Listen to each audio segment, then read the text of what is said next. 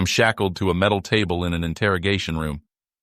An older man, dressed in a blue suit that would have fit 10 pounds ago, is leaning back, crossing his arms, scrutinizing me, while his younger partner pushes forward, wearing an eager smile. I've had several meetings like this, one government agency or another, wanting insight into the criminal mind. It's the usual dim-witted bureaucratic silence of the lambs crap. They figure all criminals know how each other think. Besides being foolish, it's downright offensive to be stereotyped.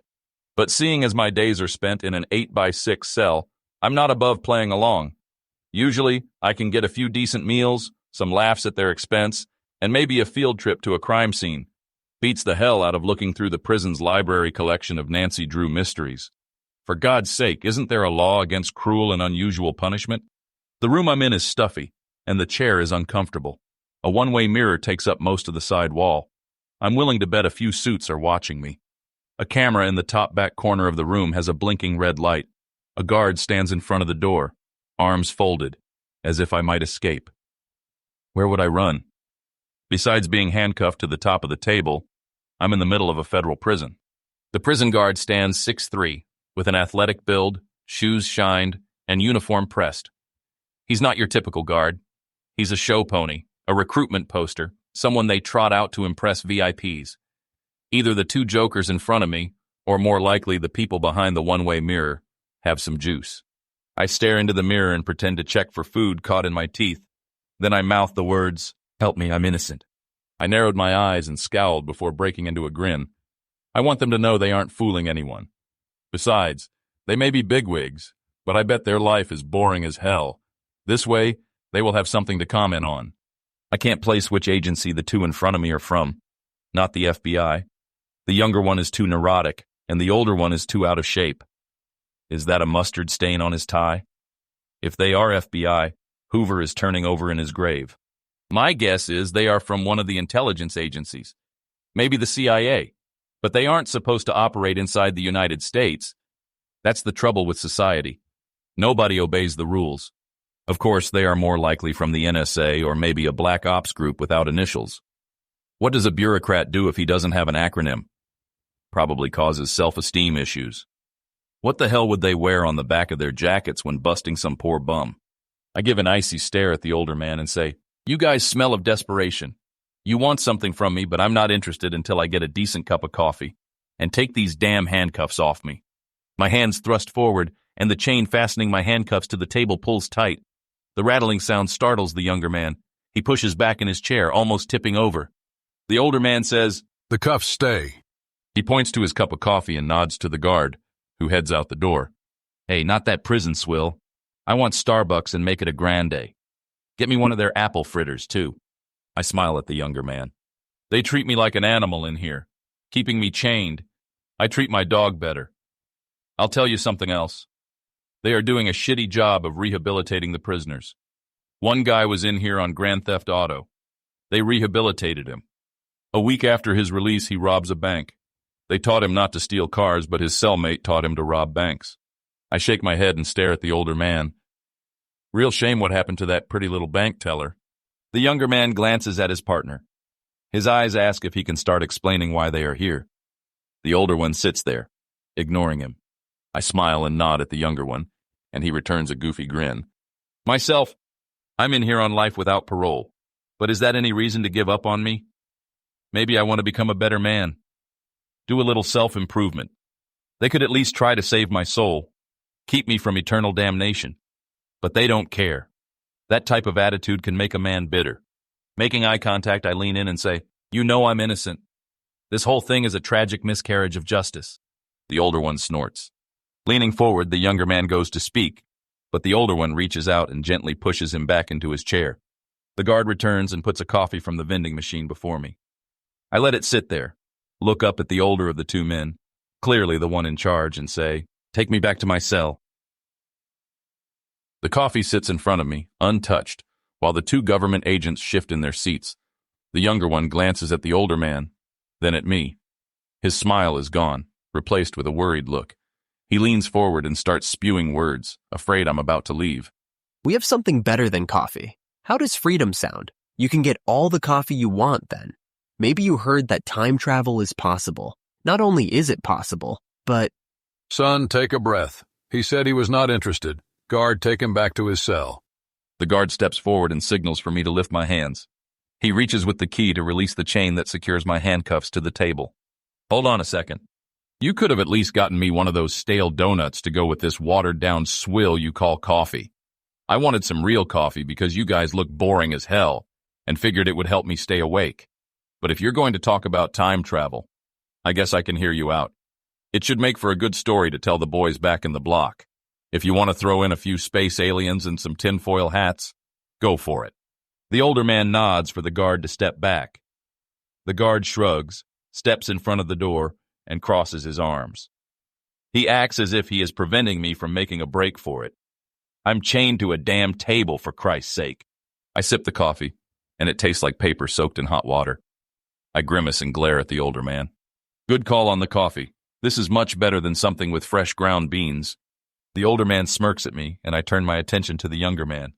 Let's say time travel is possible, and aliens walk among us, and the smelly, hairy guy in the cell next to me is Bigfoot. What do I have to do with any of this? Are you trying to free up some prison space? Planning to send us back to be eaten by dinosaurs? The younger man smiles and shakes his head. This has nothing to do with aliens. As far as I know, they have not visited us yet. And I'm not sure about the guy in the cell next to you, but time travel is real. We can go back over 100 years now. That far back, the feedback loop is manageable. When we work out a few of the kinks, we will be able to go back 150, maybe 200 years. If you say so, but what does this have to do with me?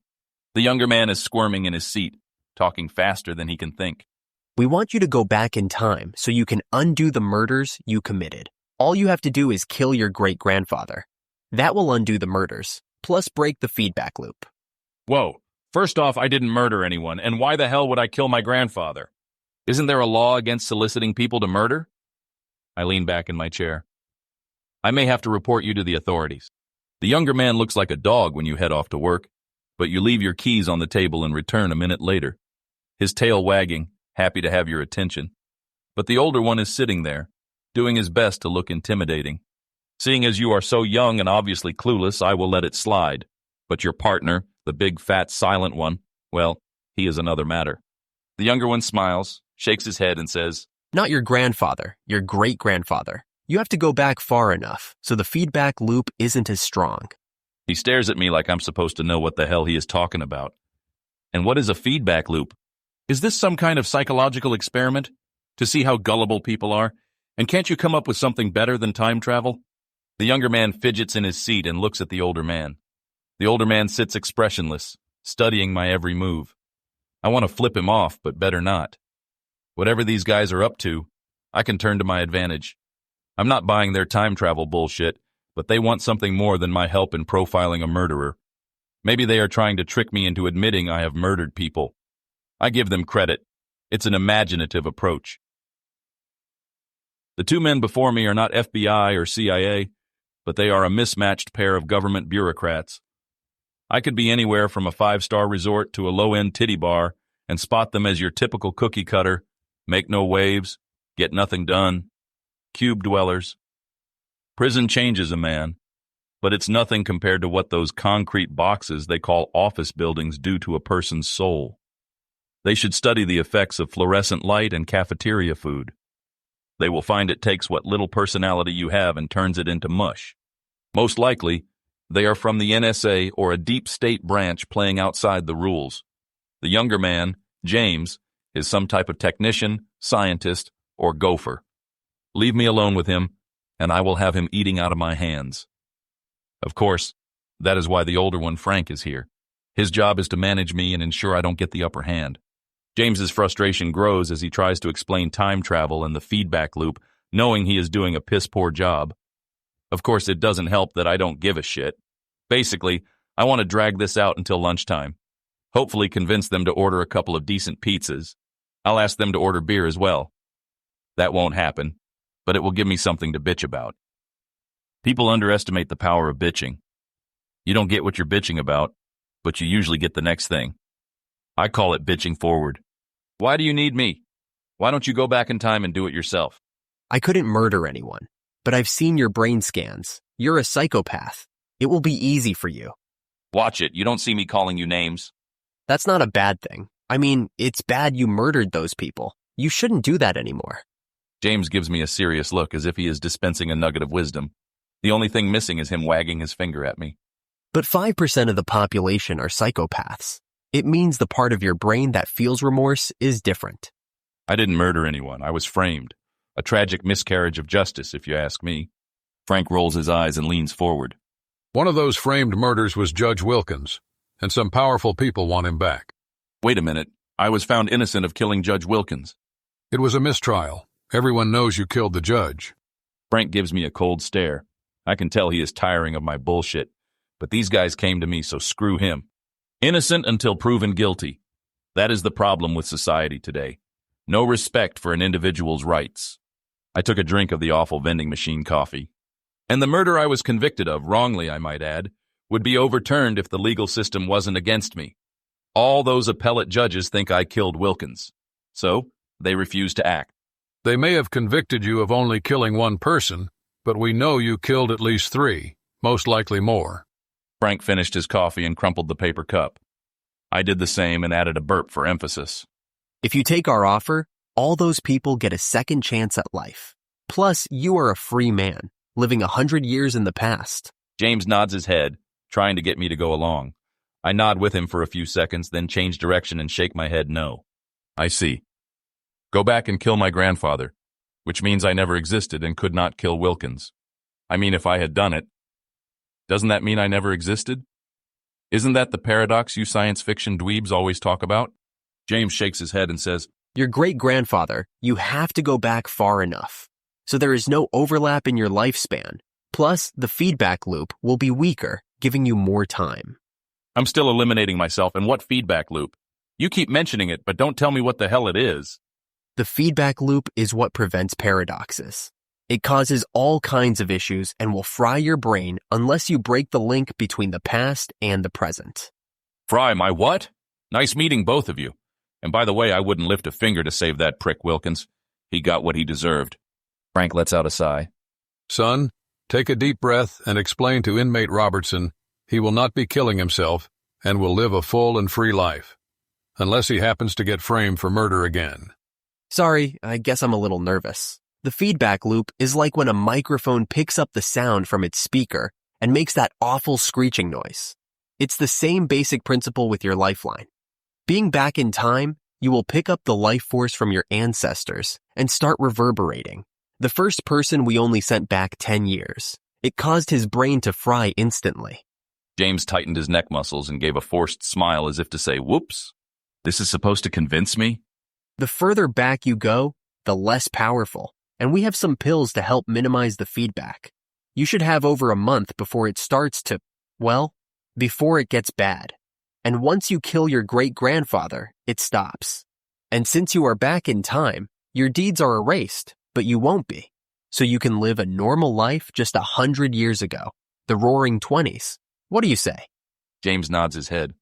If I do this, I will have to put up with James's nodding and grinning. It will be a real test of my patience. I glance at Frank and say, and that prick Wilkins lives? Frank has been watching my reaction. He knows I will take the deal. After all, live out my life in an 8x6, or go back and hook up with a couple of young flappers, even if it means killing my great-grandfather. And what do I care if great-grandpa dies? It's not like he left me a family fortune or anything. If he is like the rest of my relatives, a bullet to the head will do everyone a favor. I want $1 million to do it, and a private jet, with a cute stewardess, and some beer, and a bowl of M&Ms, red ones only. Paper money won't do you any good. We'll send you back with 1,000 $20 gold coins minted during that period. $1 million. 20,000 is a lot of money in those times. You're an enterprising person. I'm sure you will do nicely knowing the future. I nod my head. It's all bullshit anyway. What do I care? Frank shoves me into the back seat of a black SUV with tinted windows. It doesn't have government plates, but it might as well have. James is in the front seat with a heavy-set driver. He is sporting his usual goofy grin. He glances back at me several times. As if I'm a prom date, he can't believe said yes.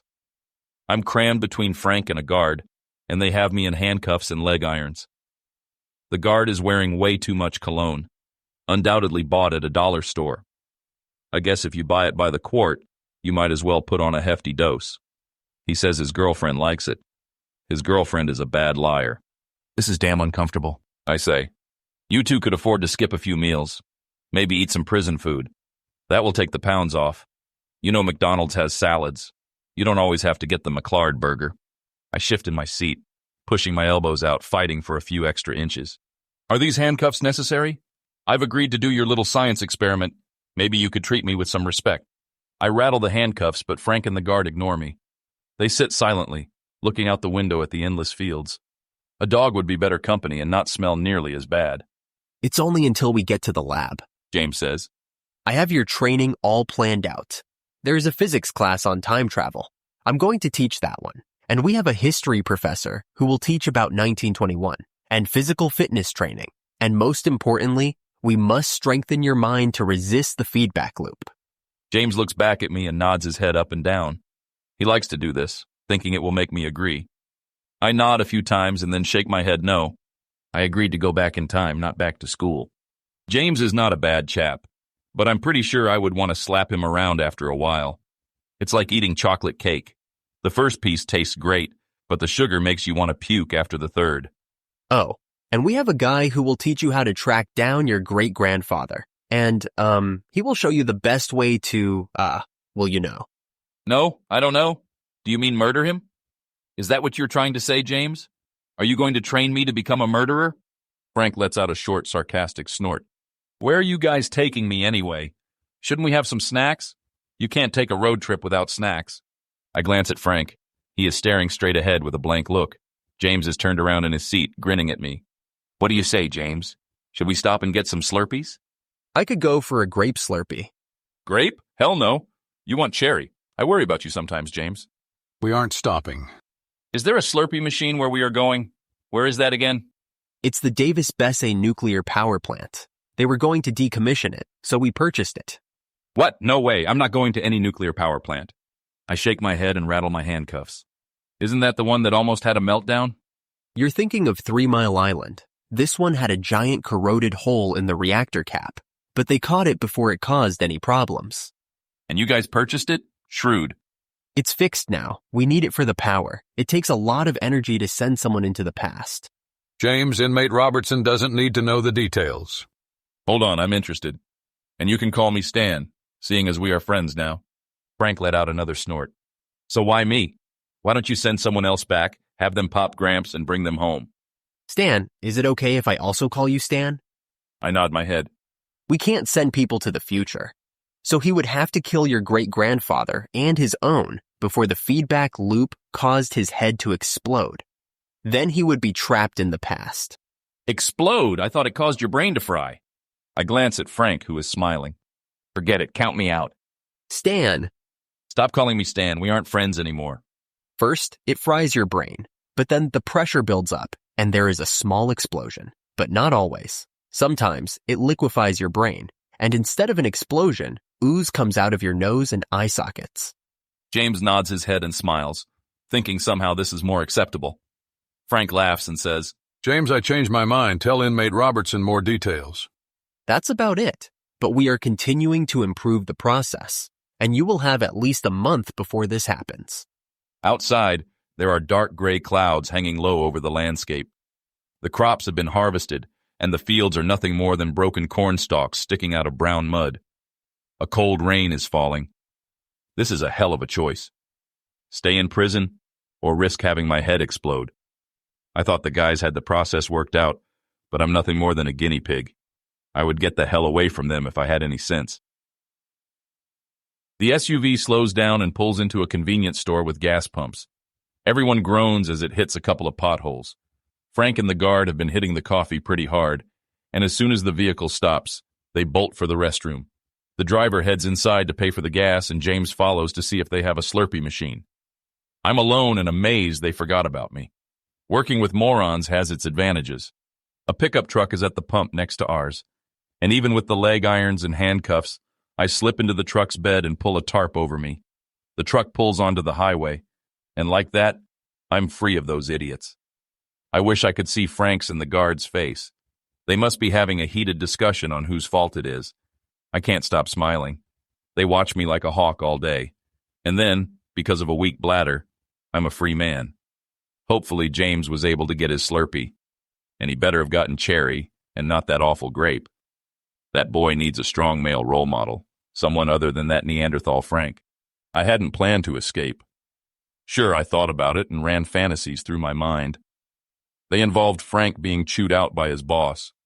Sometimes he would be demoted to a traffic cop, his fat ass standing in a busy intersection directing traffic. I know they will come after me, and I want to see how this time travel deal works out. But the way they left me standing there alone was too much to resist. As a prisoner, I'm obligated to give it a shot. I mean, if I'm not willing to jump in the back of a pickup truck, well, that is being disrespectful to the convicts who crawled through sewer pipes to get away. Besides, what are they going to do to me? We will play hide and seek for a while, and then they will haul me back to do their science experiment. Frank will make a big deal about it, waving his gun at me and threatening to throw me in the hole. But James will take the carrot approach, offering to do something nice. Maybe I can get a thick porterhouse steak dinner if I promise not to run away again. It's an hour before the pickup truck pulls onto a dirt road and a few minutes later onto a driveway with deep ruts. The driver needs to retake driver's ed. Does he have to hit every hole? We pull into a barn, and I search the truck bed for something to use as a weapon. But the barn door closes, leaving me alone. There is the strong smell of manure, and I hear animals stirring. Getting out of the truck, I see a dozen or so cows all chewing hay and producing methane. Man, the odor is strong. I guess this is global warming at its source. A cow farts in Ohio, and a hurricane hits Florida. A workbench has the tools I need. I grab a power jigsaw and remove my leg irons. The handcuffs are going to be difficult. But I hear a noise and duck out of sight. A boy with sandy brown hair wearing overalls and black rubber boots enters and slowly walks around. He looks to be 11, maybe 12. He must have heard the power tools. Hello, is someone in here? Is that you, Mr. Johnson? Pa says you are not allowed to borrow any more tools. The boy walks in front of me, and I grab him, putting my hands over his mouth. Shh, I'm not going to hurt you, but I need your help. He gives me an angry look rather than a scared one. Impressive. I like the boy already. I'm going to take my hands off your mouth, but I have to hold on to you until we have a chance to talk. Promise not to scream? The boy nods his head. I give him a stern look, and he nods again.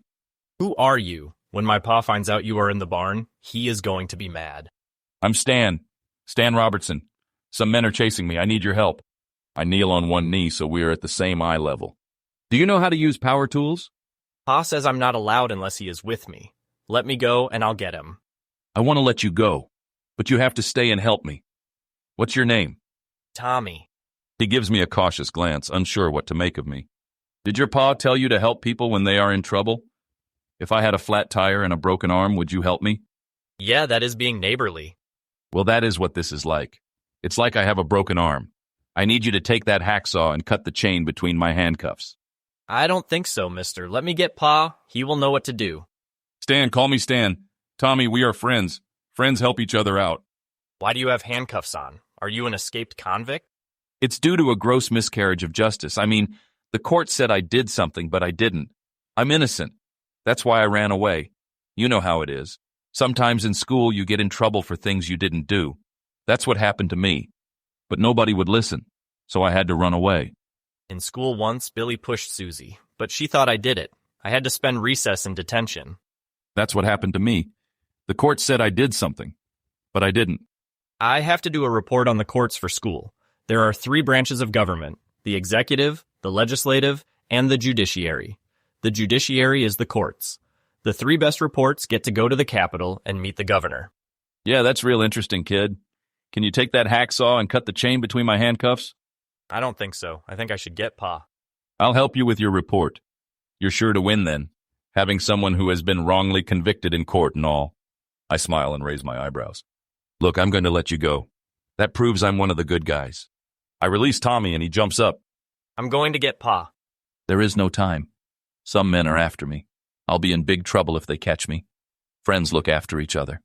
Tommy opened the door, then closed it and looked back at me. There is a large black car, and 2 men are talking to Pa. They are wearing guns. Shit. Ma says we are not supposed to say that word. Can I say crap? Yeah, but sometimes when I'm with my friends, I say shit. You should listen to your mom. She is the only one who will ever watch out for you. You're not gonna tell her. Of course not. We are buddies. Buddies don't squeal on each other. Now peek out the door and tell me what you see. There are 4 of them. 2 of them have guns, and 1 is drinking a Slurpee. What flavor? Grape? Shit, I mean crap. I told him to get cherry. What flavor do you like better, grape or cherry? Cherry. Good man. You're going to do well in life. Now, Tommy, you have to understand these guys aren't too bright. I mean, we stop at a gas station, and I'm able to jump in the back of your dad's truck and make a getaway. And the one drinking the grape Slurpee. Twice I told him cherry was better. Pretty stupid, right? I'll say. Most importantly, we don't want these idiots to start shooting and me or you catch a bullet. The government should never have given these morons guns. You may want to put that in your report. You'll want to stress the fact they are morons, especially the one named Frank. Okay, but how do you spell morons? Ask your mom. I'm going to surrender so no one gets hurt. I escaped once. I'm sure I can do it again. I didn't even want to escape, but they made it too damn easy. Tommy is staring at me, taking in every word. He can tell his friends this story if those idiots don't shoot up the place. Better yet, I'm going to tell them you captured me. Pick up the crowbar and stand way back, off to the side, behind that big beam. I crack the door and shout, Hey, assholes. I glance at Tommy and whisper. Am I allowed to say assholes? Tommy shakes his head no. Hey, morons, I'm in the barn with Tommy. Frank draws his sidearm and walks toward the door. I look back at Tommy and say, typical. He pulled his gun and is pointing it at me. He must be compensating for a small penis. What's a penis? Do you know what a dick is? Tommy nods his head. A penis is what doctors call a dick. They spend a lot of money attending medical school, so they have to call everything something else. It makes themselves sound important. That way they can overcharge you. Don't be a doctor.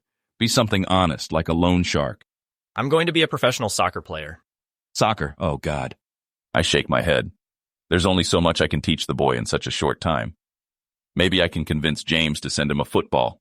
You're holding a 10-year-old boy hostage, Frank says. I'm 11. Tommy whispers to me. He is not a hostage. I'm helping him with his school report. We are discussing how the government can be overbearing and trample citizens' rights. And by the way, he is 11. Try to get something right, Frank. If you harm him, I'll personally send you to hell. I look at Tommy and say, see, I told you these aren't nice men. I bet your mom wouldn't like him swearing. I then shout, don't worry, he is fine. In fact, he captured me. I'm coming out with my hands up. I don't want you assholes, I mean morons, shooting us. So be cool. I walk out of the barn with my hands held high. Frank and the guard have their guns pointed at me. Tommy, with a broad smile, follows, holding a crowbar. You're going back to prison. He can't go back, James says. We promised the director we could get Judge Wilkins back. We need Stan. James holds out a cherry Slurpee, and Frank knocks it out of his hand, and it splashes on the ground. It starts as a dull headache, the type you would take a couple of aspirin and not give it much thought. But it keeps growing until it becomes a sharp shooting pain, with your temples taking the worst of it. At some point, your eyes go cross, and you become debilitated. They are using a second-rate military weapon, designed initially as a non-lethal option for the battlefield. This is what these sadists call training. I swear, the first chance I get, I will kill these bastards. James intently focuses on a control panel.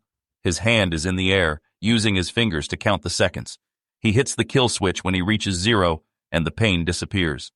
Excellent, James says. We have seen a 70% improvement since your training began. I'm going to enjoy killing you. It will be a slow, painful death. I glare at James, but all he does is return that same goofy grin. That's the idea. Get your aggression out. We need to get your baseline back to 0 before we go again. James writes a few notes and adds up some numbers. You are doing great. I'm going to ask the cook if we can have hot fudge sundaes for dessert. A reward for how well you're doing. I'm not your pet pooch. You can't offer me a treat and expect me to perform for you. I rub my temples. Make sure he puts chopped nuts on it this time. James glances at me and says, I don't like chopped nuts. Then he goes back to working on a control panel. It has several large dials and a couple of vacuum tubes. Vacuum tubes, for shit's sake. Who's having their brain fried, me or you? It should be worth a few chopped nuts. We are in a large gymnasium. 2 guards stand nearby with tasers. So far, they have zapped me 3 times, twice when I went for James, and once when I tried for a guard. They stationed 3 more guards on a catwalk in the rafters. The guards have high-powered rifles and made it clear if the tasers don't stop me, the rifles will. Frank is at the other end of the floor shooting baskets with a guard carrying only a nightstick. When I asked about him, they told me he was there in case I needed my attitude adjusted. It's Frank's way of getting payback for my earlier attempt to escape. I hate these sons of bitches, and will be glad when my training ends. Okay, are you ready to go again? James adjusts a few dials and checks a few of the electrodes attached to my skull. I think we can get your tolerance up another 5%. This is amazing. I'm seeing no brain damage at all. James gives me a friendly tap on the head and I push his hand away. Let's keep it that way. I'm done. Frank and the guard with the nightstick head toward me. Put me in your little time machine and send me back. I want to get as far away as possible from you sadistic bastards. The guard slowly taps his nightstick into his open hand. Frank reaches out and stops him. What do you think, James? Is he ready? When we started, I would have been happy to get a 30% improvement. 70% is fantastic. I would like to get that extra 5%. The risk of causing brain damage is in the acceptable range, and the science I'm collecting is priceless. What do you think, Stan? Shall we go for it? James grins and nods his head, trying to get me to agree. I'm not your damn lab rat. I pull the electrodes off my head. And in the future, use an adhesive that doesn't hurt so much. All right, Robertson, you're ready. We told you everything we could about your great-grandfather. We've built up your tolerances to the feedback loop. You have some pills to help you manage the pain. We figure you have a month to kill him before your brain fries. Frank's hands fly open, extending his fingers, and he mouths the word, poof. Doesn't this bother you? You're ordering me to murder another man. What makes this different from what I did? I mean, what I'm accused of doing, which I didn't do. It was a gross miscarriage. Yeah, save it. Hank Robertson was a drunker and wife-beater. He is no loss to the world. And if we get Judge Wilkins back by eliminating him, that's a pretty good deal in my book. Besides, he died decades ago. We're not killing him. We are killing the memory of him. I look at James, who is busy taking notes. What about you, James? Doesn't it bother you experimenting on humans? Not really. I have the same brain configuration as you. We both have brain structures that lead to low empathy and questionable morals. So you are a psychopathic killer? Oh no, not a killer. 5% of the population has the same brain structure as us. Very few become killers. Statistically, psychopaths are less likely to become murderers than the general population. It's when people's emotions get out of control that murders happen. Psychopaths don't have that problem, but the ones that do murder are really good at it. They tend to kill a lot of people before they get caught. And they can be creative, cannibalism, sexual deviant behavior, mummification. The press eats that stuff up. It gives all psychopaths a bad name. James made a few notes and then glanced up.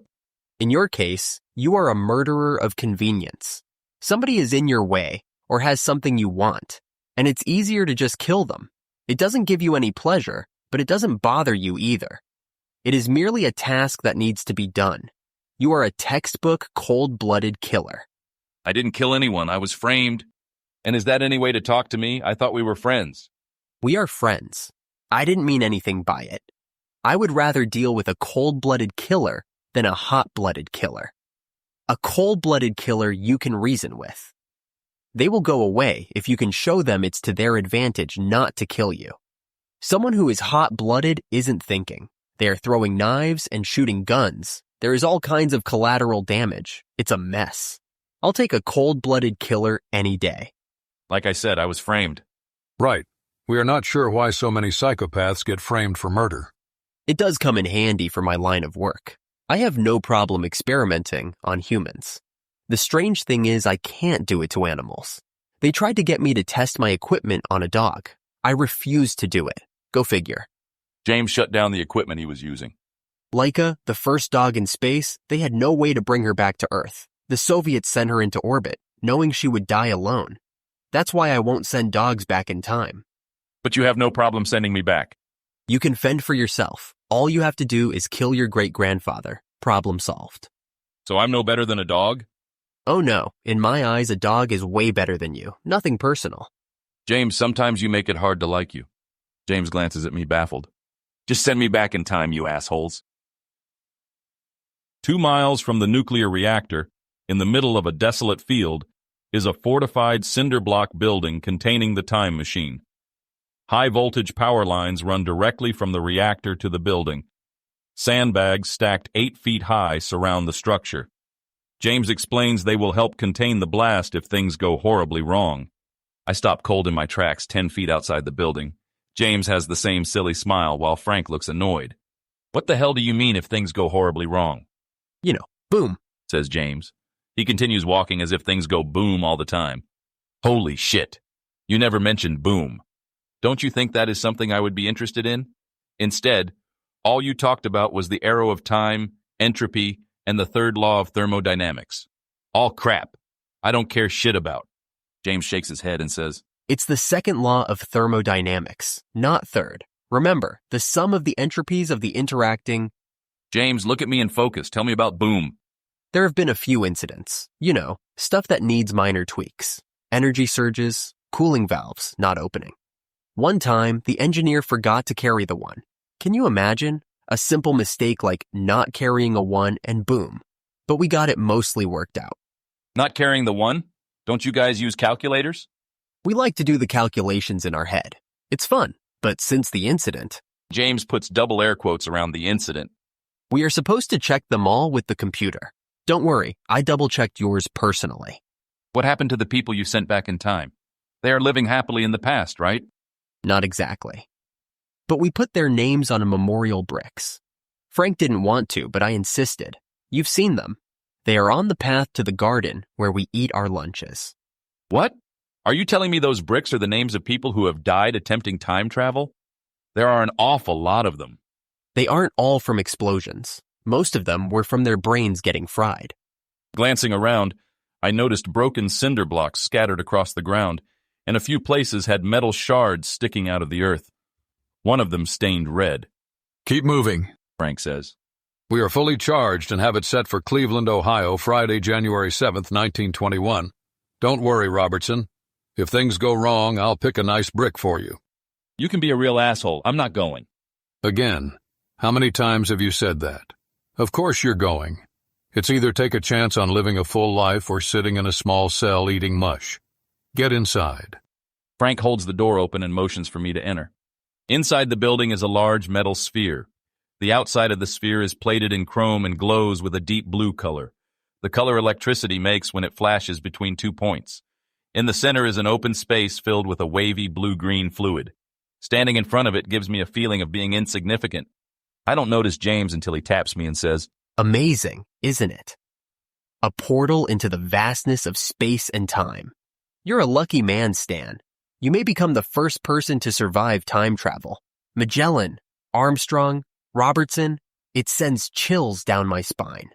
First, you haven't tried this before. Oh, we have tried it plenty of times. James says, handing me an electronic device on a chain meant to wear around his neck. Keep this tracker with you. It will record your trip and has a GPS beacon so we can retrieve your data. I thought you couldn't go back in time. How are you going to retrieve me? We don't retrieve you. We retrieve the tracker. The tracker sits for 100 years. But it's only a short time for us, depending on how long you last. Once the timeline is stabilized by you either killing your great-grandfather or your brain liquefying, the beacon is activated, and we can locate and analyze the data. James, tell Mr. Robertson the record for time travel. If you make it past 3 days, 17 hours, and 32 minutes, you will be the new record holder. James smiles at me and nods his head. But don't worry. We have made lots of improvements. Our models predict you will last 30 days, and once you take care of business, you should have a normal life. Here's the problem with your little project. I find out these unpleasant details in drips and drabs. I expect this from Frank, but James, you disappoint me. Frank hands me a heavy sack. It causes my arm to jerk down, and I almost drop it on the floor. I look inside, and it is filled with $20 gold coins. I take a few out, examine them, and put them in my pocket. Is it all here? Frank gives out a short snort. I look at James and he nods his head. Use some of the gold to buy the house we talked about. You can send us regular reports by hiding messages in the basement. We will monitor it, and as soon as you place the message, we will get it 100 years later. Of course, we have to use the portal to send stuff to you, so only do it when you are alone. I'm not promising anything. I look at Frank and he shrugs. I don't think he cares if I live or die. It's a bit disconcerting. When the siren goes off, you will have 10 seconds to enter. Don't hesitate. Everything is delicately balanced. The last guy took 11 seconds, and we had to rebuild the portal. We will be in the control room monitoring the situation. You're leaving me? Where is the control room? What's the matter? Are you going to miss us? It's 2 miles away, outside the blast zone, in case of boom. Don't worry, that probably will not happen.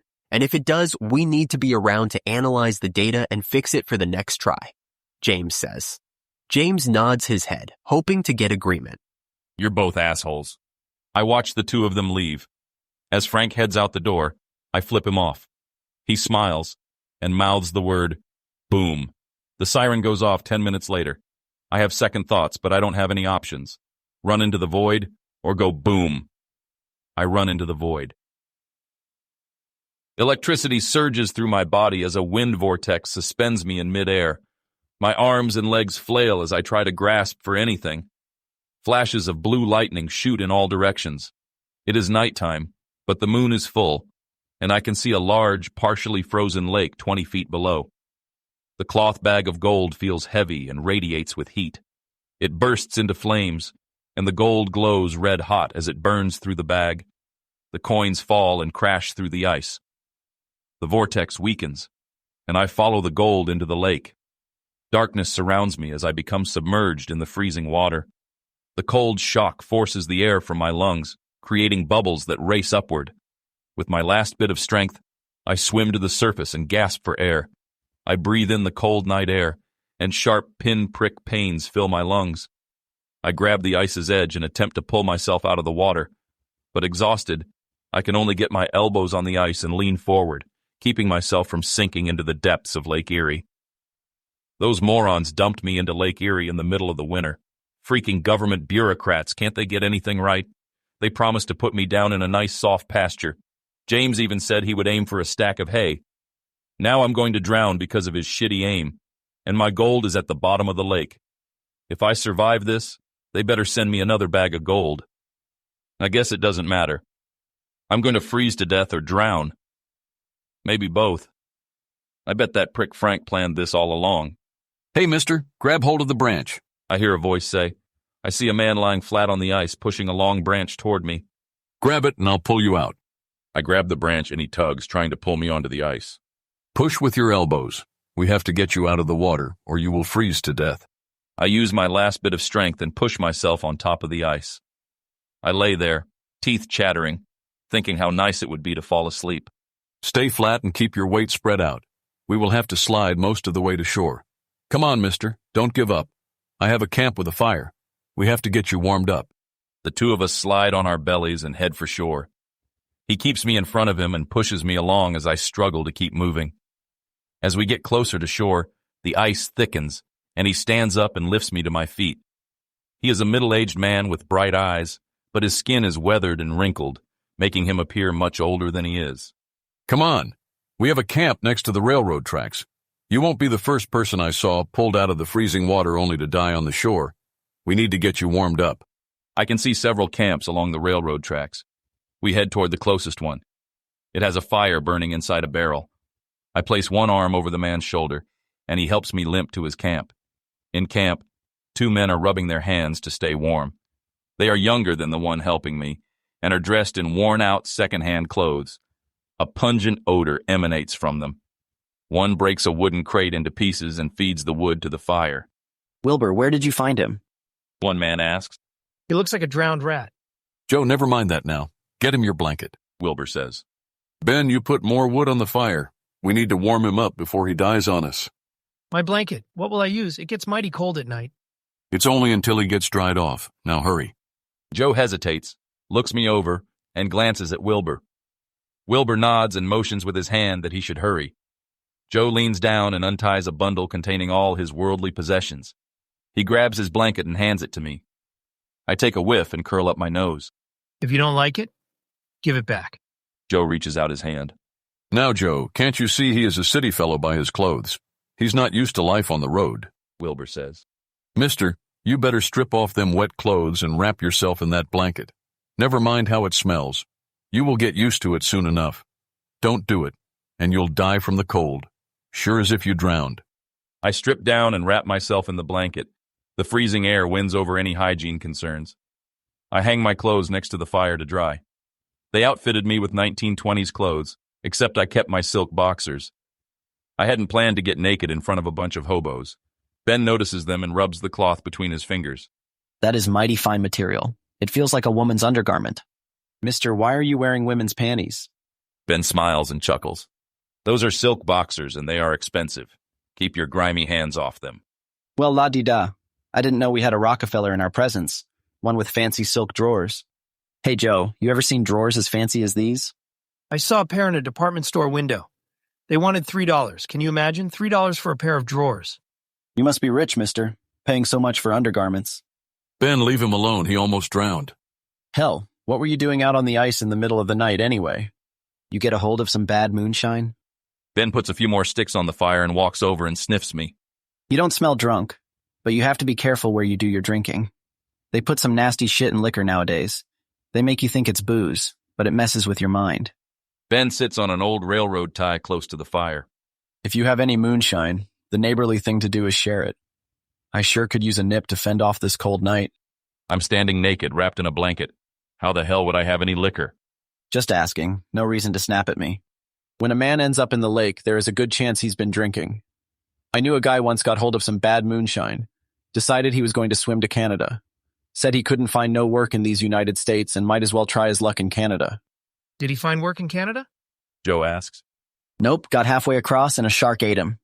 Joe stands and looks out at the lake. He crosses his arms over his chest and shivers.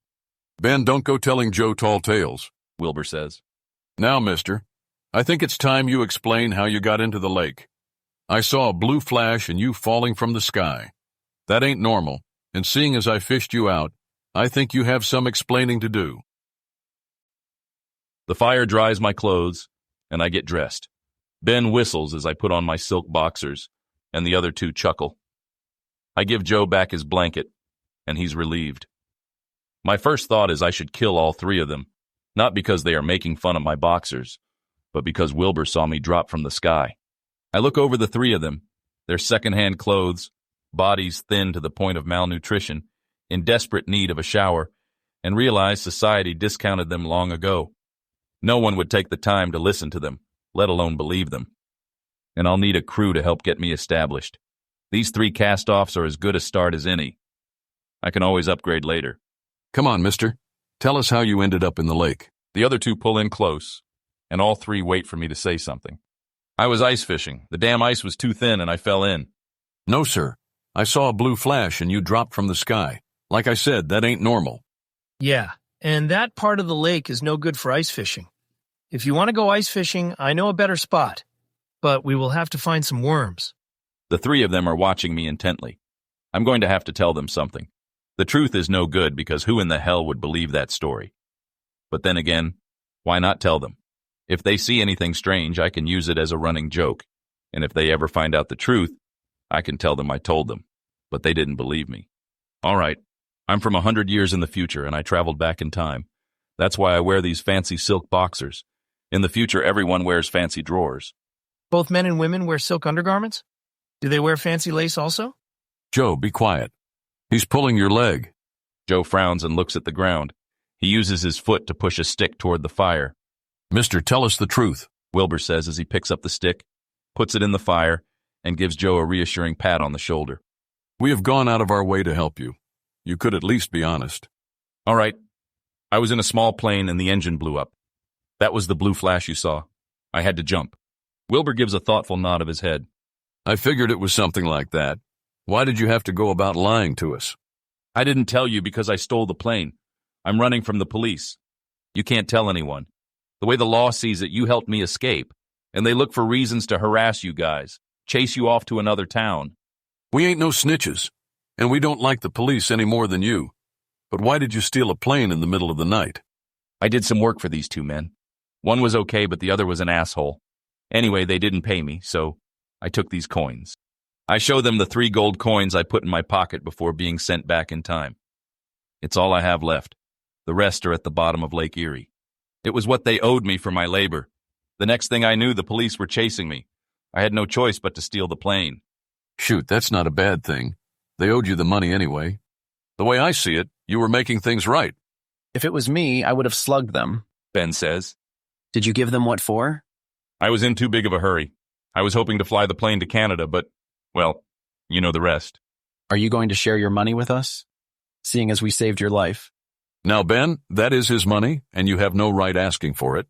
Maybe in the morning he will buy some bacon and eggs and share with us. But sharing food is different from sharing money. Are you going to do that, mister? Buy some bacon and eggs and maybe a little bread so we can sop up the bacon grease. Or better yet, biscuits. I would like a buttermilk biscuit to go with my bacon. The 3 of them stare at me. Joe licks his lips. It's not much of a crew, but it's a start. Wilbur is clearly the leader. I'll have to make him feel important. Ben is a tough guy. I can use him to cover my back. And Joe? Will Joe? Show him a little attention, and he will do whatever I ask. I hand Wilbur one of the $20 gold coins. In the morning, buy enough for a hearty breakfast. Don't spend it all. I want my change back. Wilbur holds his hand flat with the gold coin on top. The other 2 gather around him and stare at it. It's as if I handed them $1 million. Why, I won't spend more than $2. That will fill all our bellies. Don't you worry none. I'll bring you back the change. This is mighty kind of you. Wilbur studies the coin, looking at both sides, before putting it in his pocket. I did pull you out of the lake, but any time a man is in trouble, you have to help him. You can't be expecting anything in return.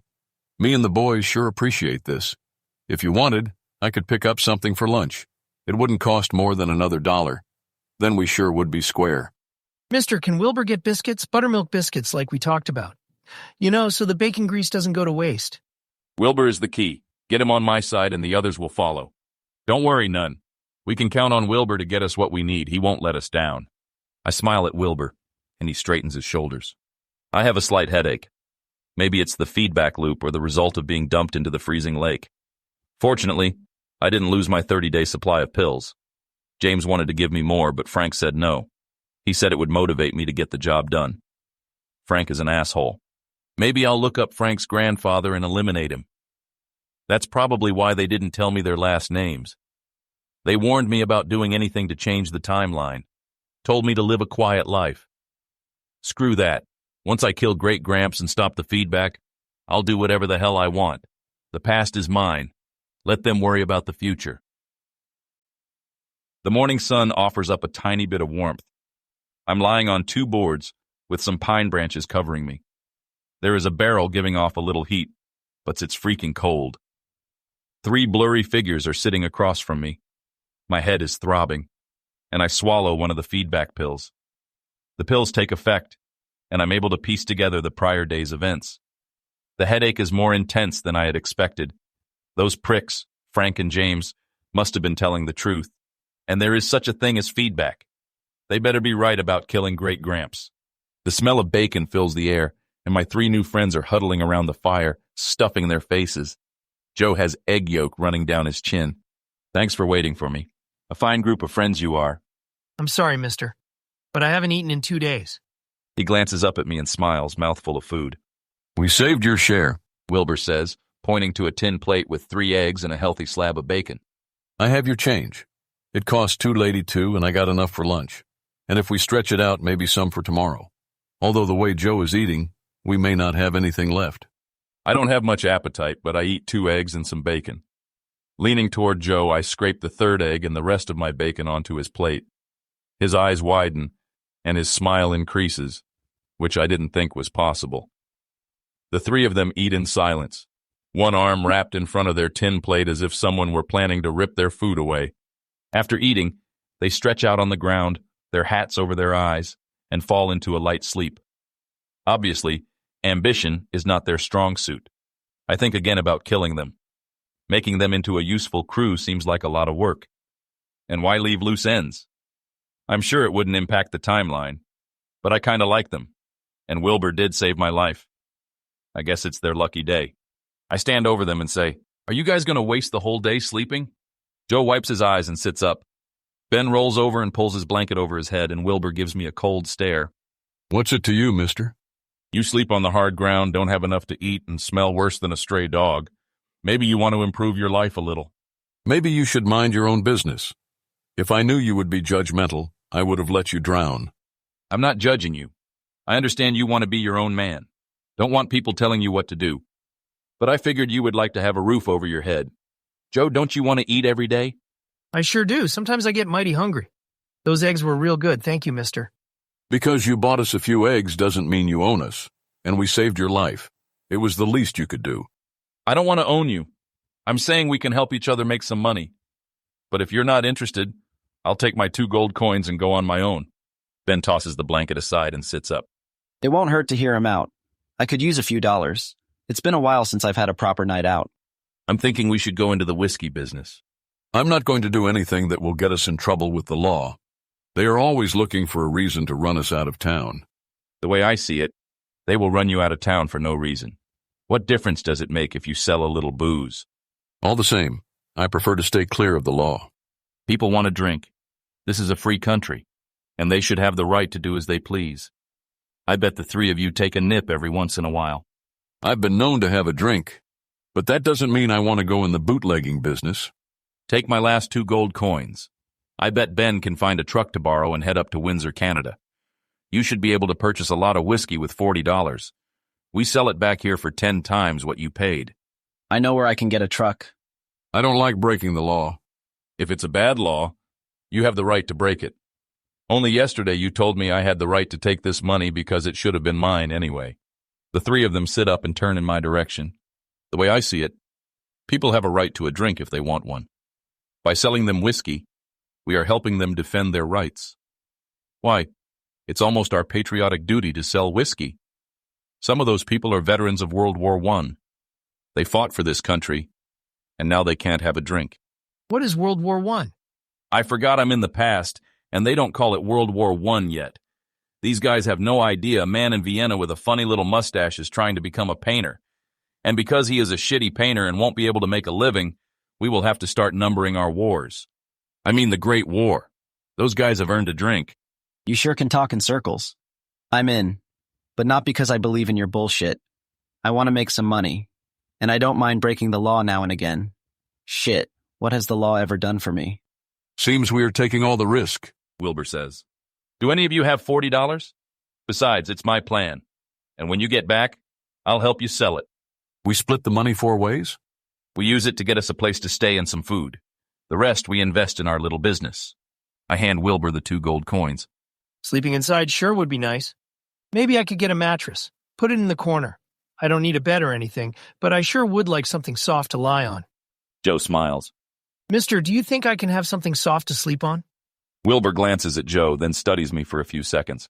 He knows the tide has turned. Joe, haven't I always watched out for you? Kept you out of trouble? Remember when those 2 thugs wanted to beat you up?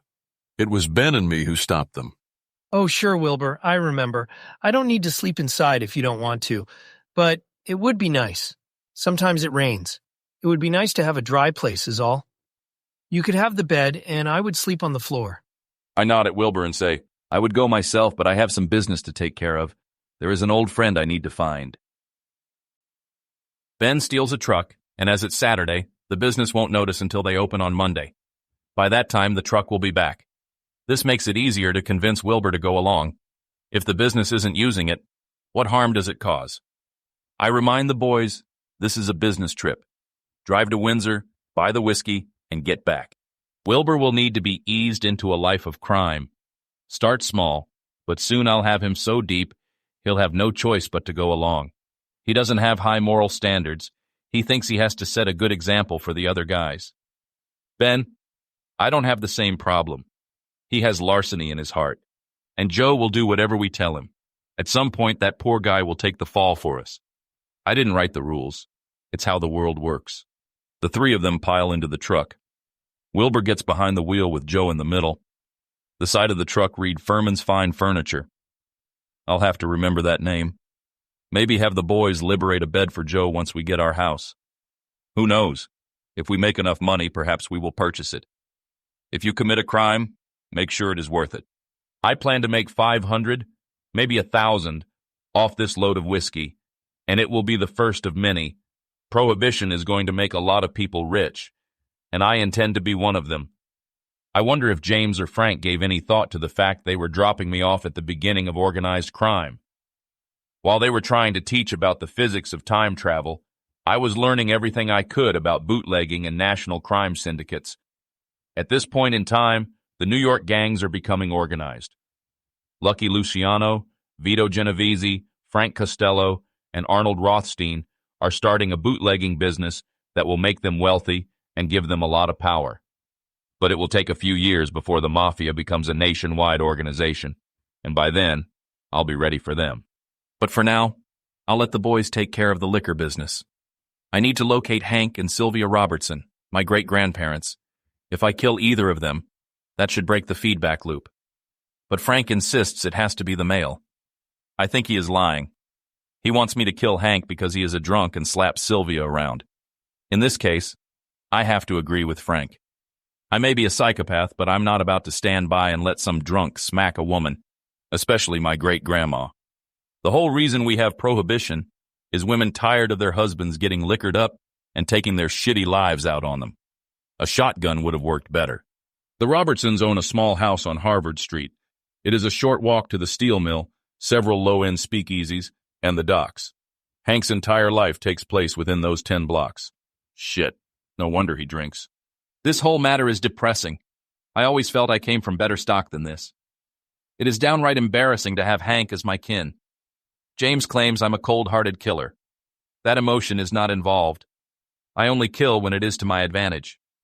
In Hank's case, James is right. I have to kill him. But a part of me is looking forward to it. Maybe I have been misdiagnosed as a psychopath. It doesn't matter. I do what needs to be done. Why overthink things? The house is small but neatly kept. It could use a paint job, but each side has a row of flowers, and the windows have freshly laundered curtains. I approach from the back, being careful not to be spotted. I don't want people to think I'm a peeping Tom. Even though it is Saturday, Hank still has to work. The union hasn't negotiated a 40-hour work week yet. Sylvia is sitting in the living room sewing. I'm surprised at how young and attractive she is. In my mind, I had been picturing my great-grandmother as old and wrinkled. If James was here, he would lecture me on how I had to think differently, taking into account I'm back in time. Sure, I get the concept, but when you see your great-grandma and she looks like a pin-up model, it's a bit of a shocker. My headache returns. James warned me the feedback loop would be more powerful the nearer I get to an ancestor. I want to take a pill, but with only a 30-day supply, I better not.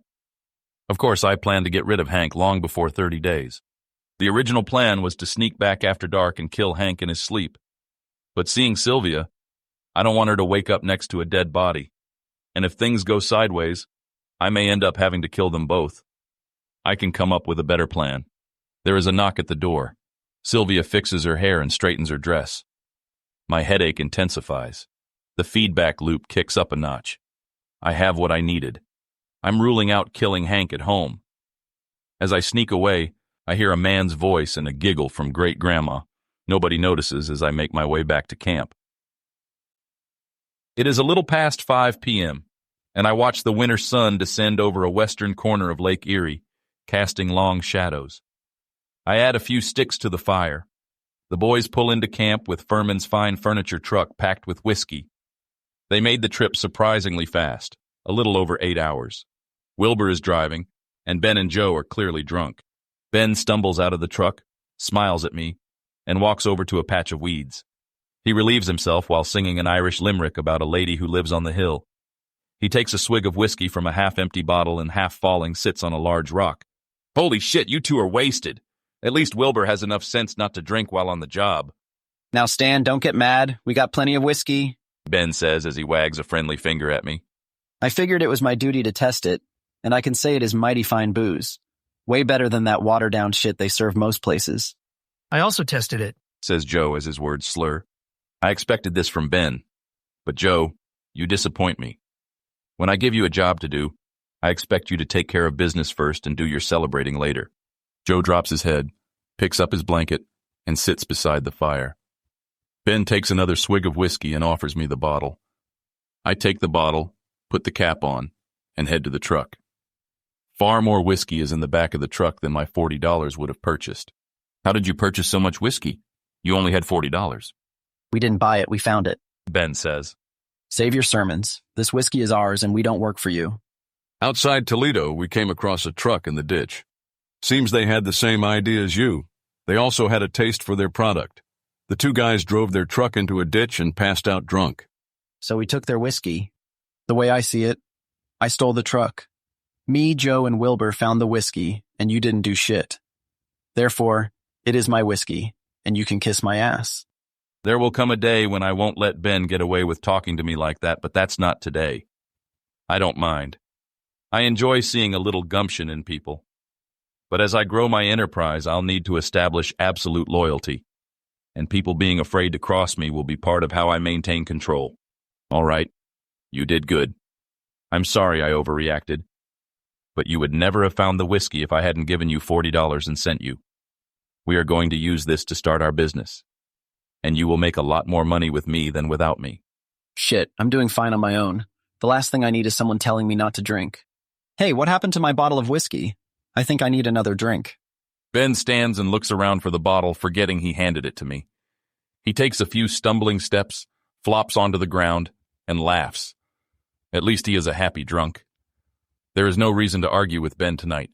He will be hung over in the morning and much easier to handle. Wilbur is the key anyway. Stroke his ego, and the rest will follow. I didn't say you can't drink. Why, I would never tell a man what he can and can't do. There is a time for everything. Now, we are all part of this, so let's take a vote. I know Joe is with me. He wants to be able to eat every day and have a roof over his head. Isn't that right, Joe? Joe looks up, smiles, and nods his head. And you and me seem to be in a pissing match. So I know what your vote is. That leaves it up to Wilbur. He is the one who brought us all together anyway. I glance at Wilbur. What do you say, Wilbur? Should the four of us stick together and go into business? Or do we get drunk and piss this opportunity away? Wilbur rubs his chin and slowly walks around, glancing at Ben and me. It was Stan's idea, and he did front us the money, even though we didn't use all of it. But we did spend some on gas. It seems to me the four of us should stick together and go into the whiskey business. But nobody is the boss. We decide everything together. Ben looks at Wilbur and mumbles, Whatever. That's a wise decision, Wilbur. And like you said, we work as a team. I hand Ben the half bottle of whiskey he has been drinking. Ben, what do you say? Are we good? Yeah, just don't go preaching to me. Ben takes the bottle and offers it to Joe. Joe waves Ben off. Ben shrugs and puts the bottle down instead of taking another swig. All right, Ben and Joe, stay here and sleep off your drunk. Wilbur, what do you say? Me and you hit up the speakeasies and sell this whiskey before the cops find us.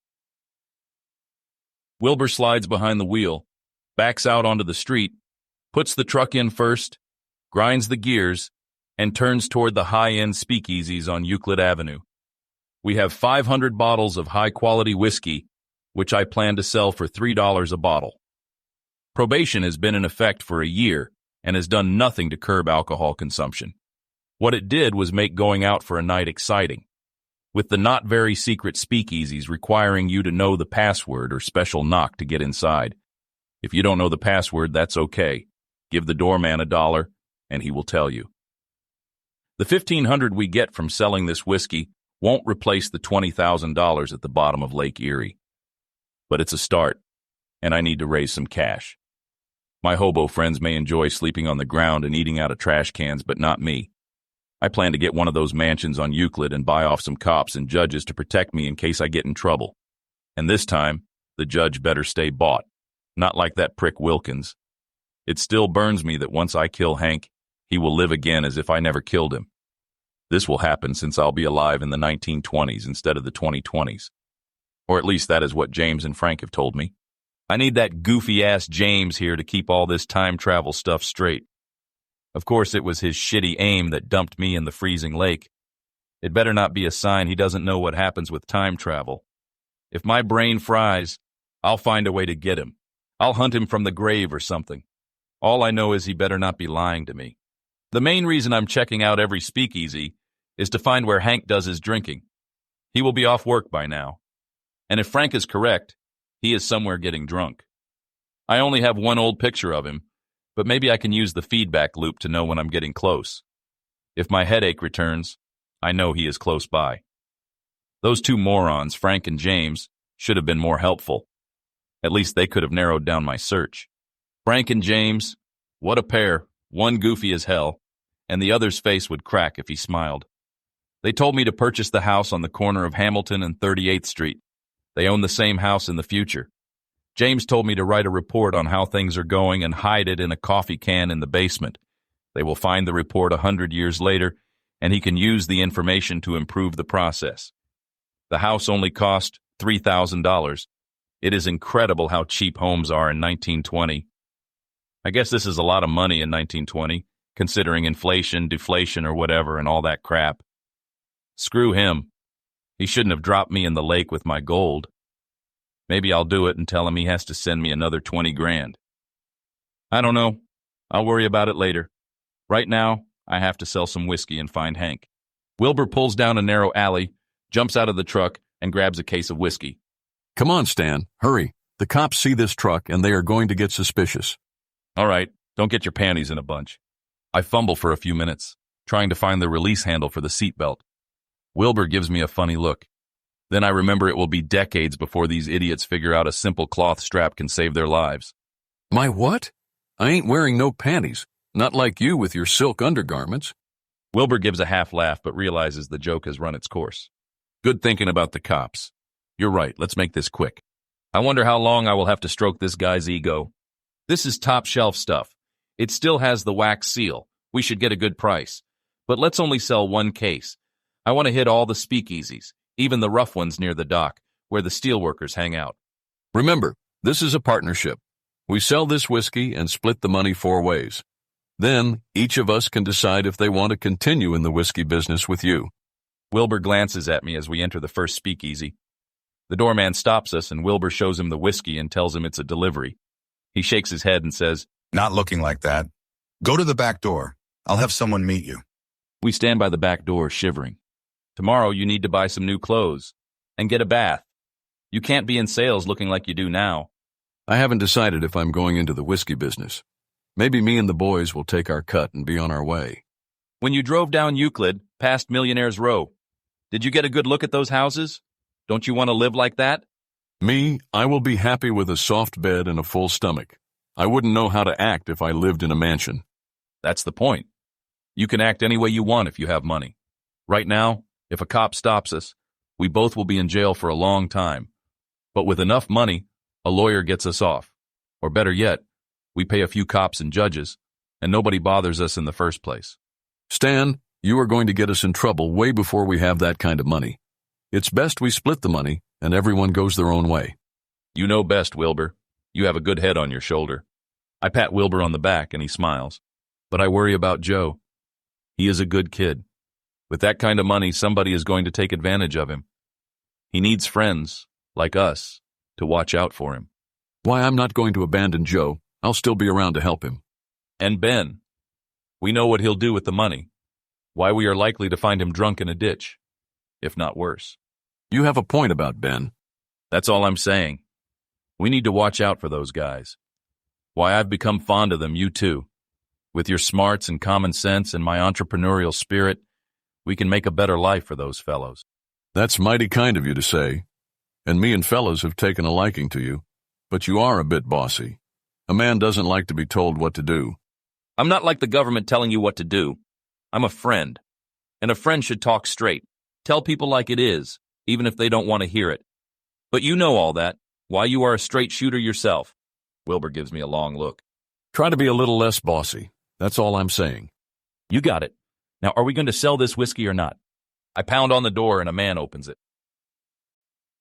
Wilbur parks the truck in front of a rundown building across the street from the docks. An icy breeze is blowing off Lake Erie. I recognize the waterfront as where the Cleveland Browns will build their football stadium in the future. 100 years from now, fans will be standing where I am, freezing their asses off, waiting to get into a game. Maybe once I'm a bootleg millionaire, I'll buy the land and put in my will it is never to be used to build a stadium. Make those moron city planners build it inland so fans can enjoy a game without getting frostbitten. I'll have to worry about that later. I can't go solving all of the future's problems. The Cold Forge is the last speakeasy on our list. If whiskey running is a big business, it is nothing compared to running speakeasies. Everyone who has a spare basement or garage is opening one. Several of them are nice places. Live jazz music, pretty cocktail waitresses, clean glasses, real class joints. But most of them are like the Cold Forge, dimly lit, dirty floors, and some ugly brute who serves as a bartender and a bouncer. It is a place for people getting off work to get drunk. Wilbur is a natural-born salesman. People like and trust him. Once I get him cleaned up, get him a new set of clothes, and have the stench scrubbed off him, he won't get bounced out of half the places, like what happened tonight. Wilbur doesn't know it yet, but he will be an important person in my organization. But I need to reel him in slowly. Make him think it is his decision to join my group of misfit gangsters. Myself, I give off the wrong vibe to be a good salesperson. Whenever I try to sell a bottle, they accuse me of watering down the whiskey, even though the bottle is sealed. That's the problem with people nowadays. Or people in the 1920s, or wherever the hell I am. There is no trust. It's a good thing for them. James explained that even though I'm a psychopath, I didn't have to kill people, that I could resolve my differences in a mutually respectful manner. The truth is, I didn't kill them because I wanted to sell them whiskey, but there is only so much disrespect a man can take. The Cold Forge is a short walk from Hank's steel mill. There is a good chance he is here, though I don't feel the feedback loop. But that might be the training James put me through and the pills. I take the last bottle of whiskey from Wilbur. Why don't you return the truck, and I'll meet you back at camp.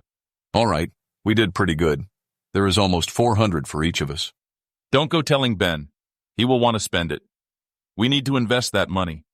Buy our own truck so we don't get arrested for stealing one. It's best to only commit one crime at a time.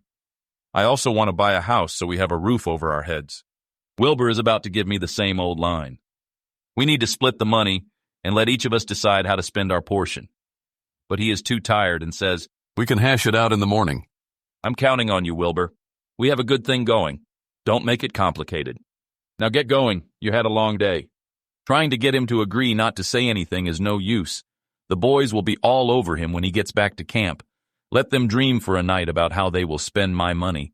One way or another, tomorrow, they will see it my way. I enter the Cold Forge and sit at a table in the corner. The place is about half full. Most men stopped in for one or two drinks and headed home. What is left are the drunks. Those with no place to go, or if they do, don't want to go home. I take out the photo I have of Hank. One guy who resembles him is sitting at the bar. He is drunk and obnoxious, but everybody is ignoring him. They must be used to him and have learned to tune him out. I hope that's not Hank. I hate to think he is my kin. The whole family tree is not worth a damn. If he is my great-grandfather, my grandfather must have had a rough life, growing up with an obnoxious drunk for a father. And my father's life was probably no better.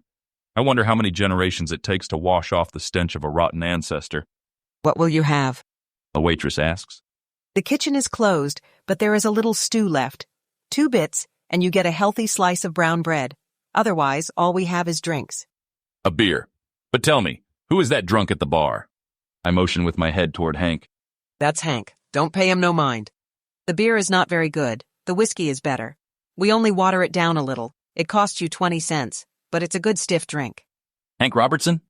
Yeah, that's him. If 20 cents is too much, we have some bathtub gin for a dime. She takes out a bar rag and gives a half-hearted swipe across my table. More for show than to actually clean anything. Hank Robertson, married to Sylvia Robertson, lives on Harvard Street? That poor woman. I don't know how she puts up with him. Are you going to order or what? The waitress places her hands on her hips, taps her foot, and stares at me. Give me a beer. All right, but don't complain. She pivots on one foot and leaves. There he is. Hank Robertson, my great-grandfather. Drunk, obnoxious, dirty, smelly, Hank Robertson. It's hard to believe I'm related to him. Downright disgraceful. A wife-beater on top of everything else. I would kill him, even if there was no feedback loop. If nothing else, to clean up the gene pool. Speaking of the feedback loop, I'm surprised my head isn't pounding. I wonder if Frank was lying to me, telling me a story so that I would kill Hank. Maybe there is no such thing as a feedback loop. That's the trouble with society. You don't know who to believe. Doesn't matter. I'm going to kill him for being an asshole. The boys are in a good mood. I had expected Ben to be hung over, but he seems fine. Wilbur had the good sense to pick up eggs, ham, biscuits, and jam for breakfast. He tries to hand me a receipt, but I wave it off and thank him for picking up the food. Filling their bellies will make convincing them to follow my plan a lot easier. We made over $1,500 selling the whiskey. Not bad when you consider that's half a year's wages in 1920. Now I need to convince the boys to invest that money. If it is left up to them, they will spend the next 2 months drinking and whoring, probably end up in a ditch when someone decides they want to steal their money. I need to buy the house on Hamilton Avenue and send James and Frank a message. Before they sent me back in time, we worked out a system. They own the house in the future, and I will buy it in the past. In the basement, I'll loosen one of the tile blocks and hide a coffee can with a message. They will be able to read it in the future. Of course, it doesn't work in reverse, but they can use the time machine to send me stuff. And I plan to tell them they owe me 20 grand. And this time, don't drop it in the lake. I will also ask for a high-power rifle, which they won't send me, but it may soften them up on the 20 grand. My headache has returned, so I take a feedback pill, and it subsides. I don't know what to think. Maybe these pills are aspirin, and there is no feedback loop. Maybe I kill Hank, and I also disappear. I wouldn't put it past Frank to lie, but James is an awful liar. If it was bullshit, I think I would have figured it out from James. For now, I have to believe them, and the headaches are getting a little more intense. Once I square away my bootlegging business, I must focus on killing Hank. Hey, Stan, get yourself some eggs. Ben says. At first, I thought you were full of shit, but your plan worked. Wilbur says we each made $400. I'm going to get drunk and laid every night for a month. And not those dollar whores either. I'm getting me some of them $5 whores. I glance at Wilbur, who keeps his head down, pretending to focus on his breakfast. He knows I'm pissed. I told him to play it cool with the money. Now, the boys think the money belongs to them. I guess I have no reason to be angry. I knew Wilbur would tell the boys. You can't ask a person to go against their nature. I'll have to sweet-talk them into seeing things my way. I can't wait to have enough juice to tell people what to do and get no argument. Yeah, everyone did a good job, and you all deserve a reward. I'm thinking $50 each. The rest of the money I'll invest. Like hell you will. 4-way split. That's what we agreed. Ben spits a small piece of burnt egg white out of his mouth. Right, I only get $50 too. The rest we invest. I want all my money. Ben, when was the last time you had $50? Or for that matter, $5? Shit. With $50, you can still get drunk every night. And what's a $5 whore going to get you that a $1 whore won't?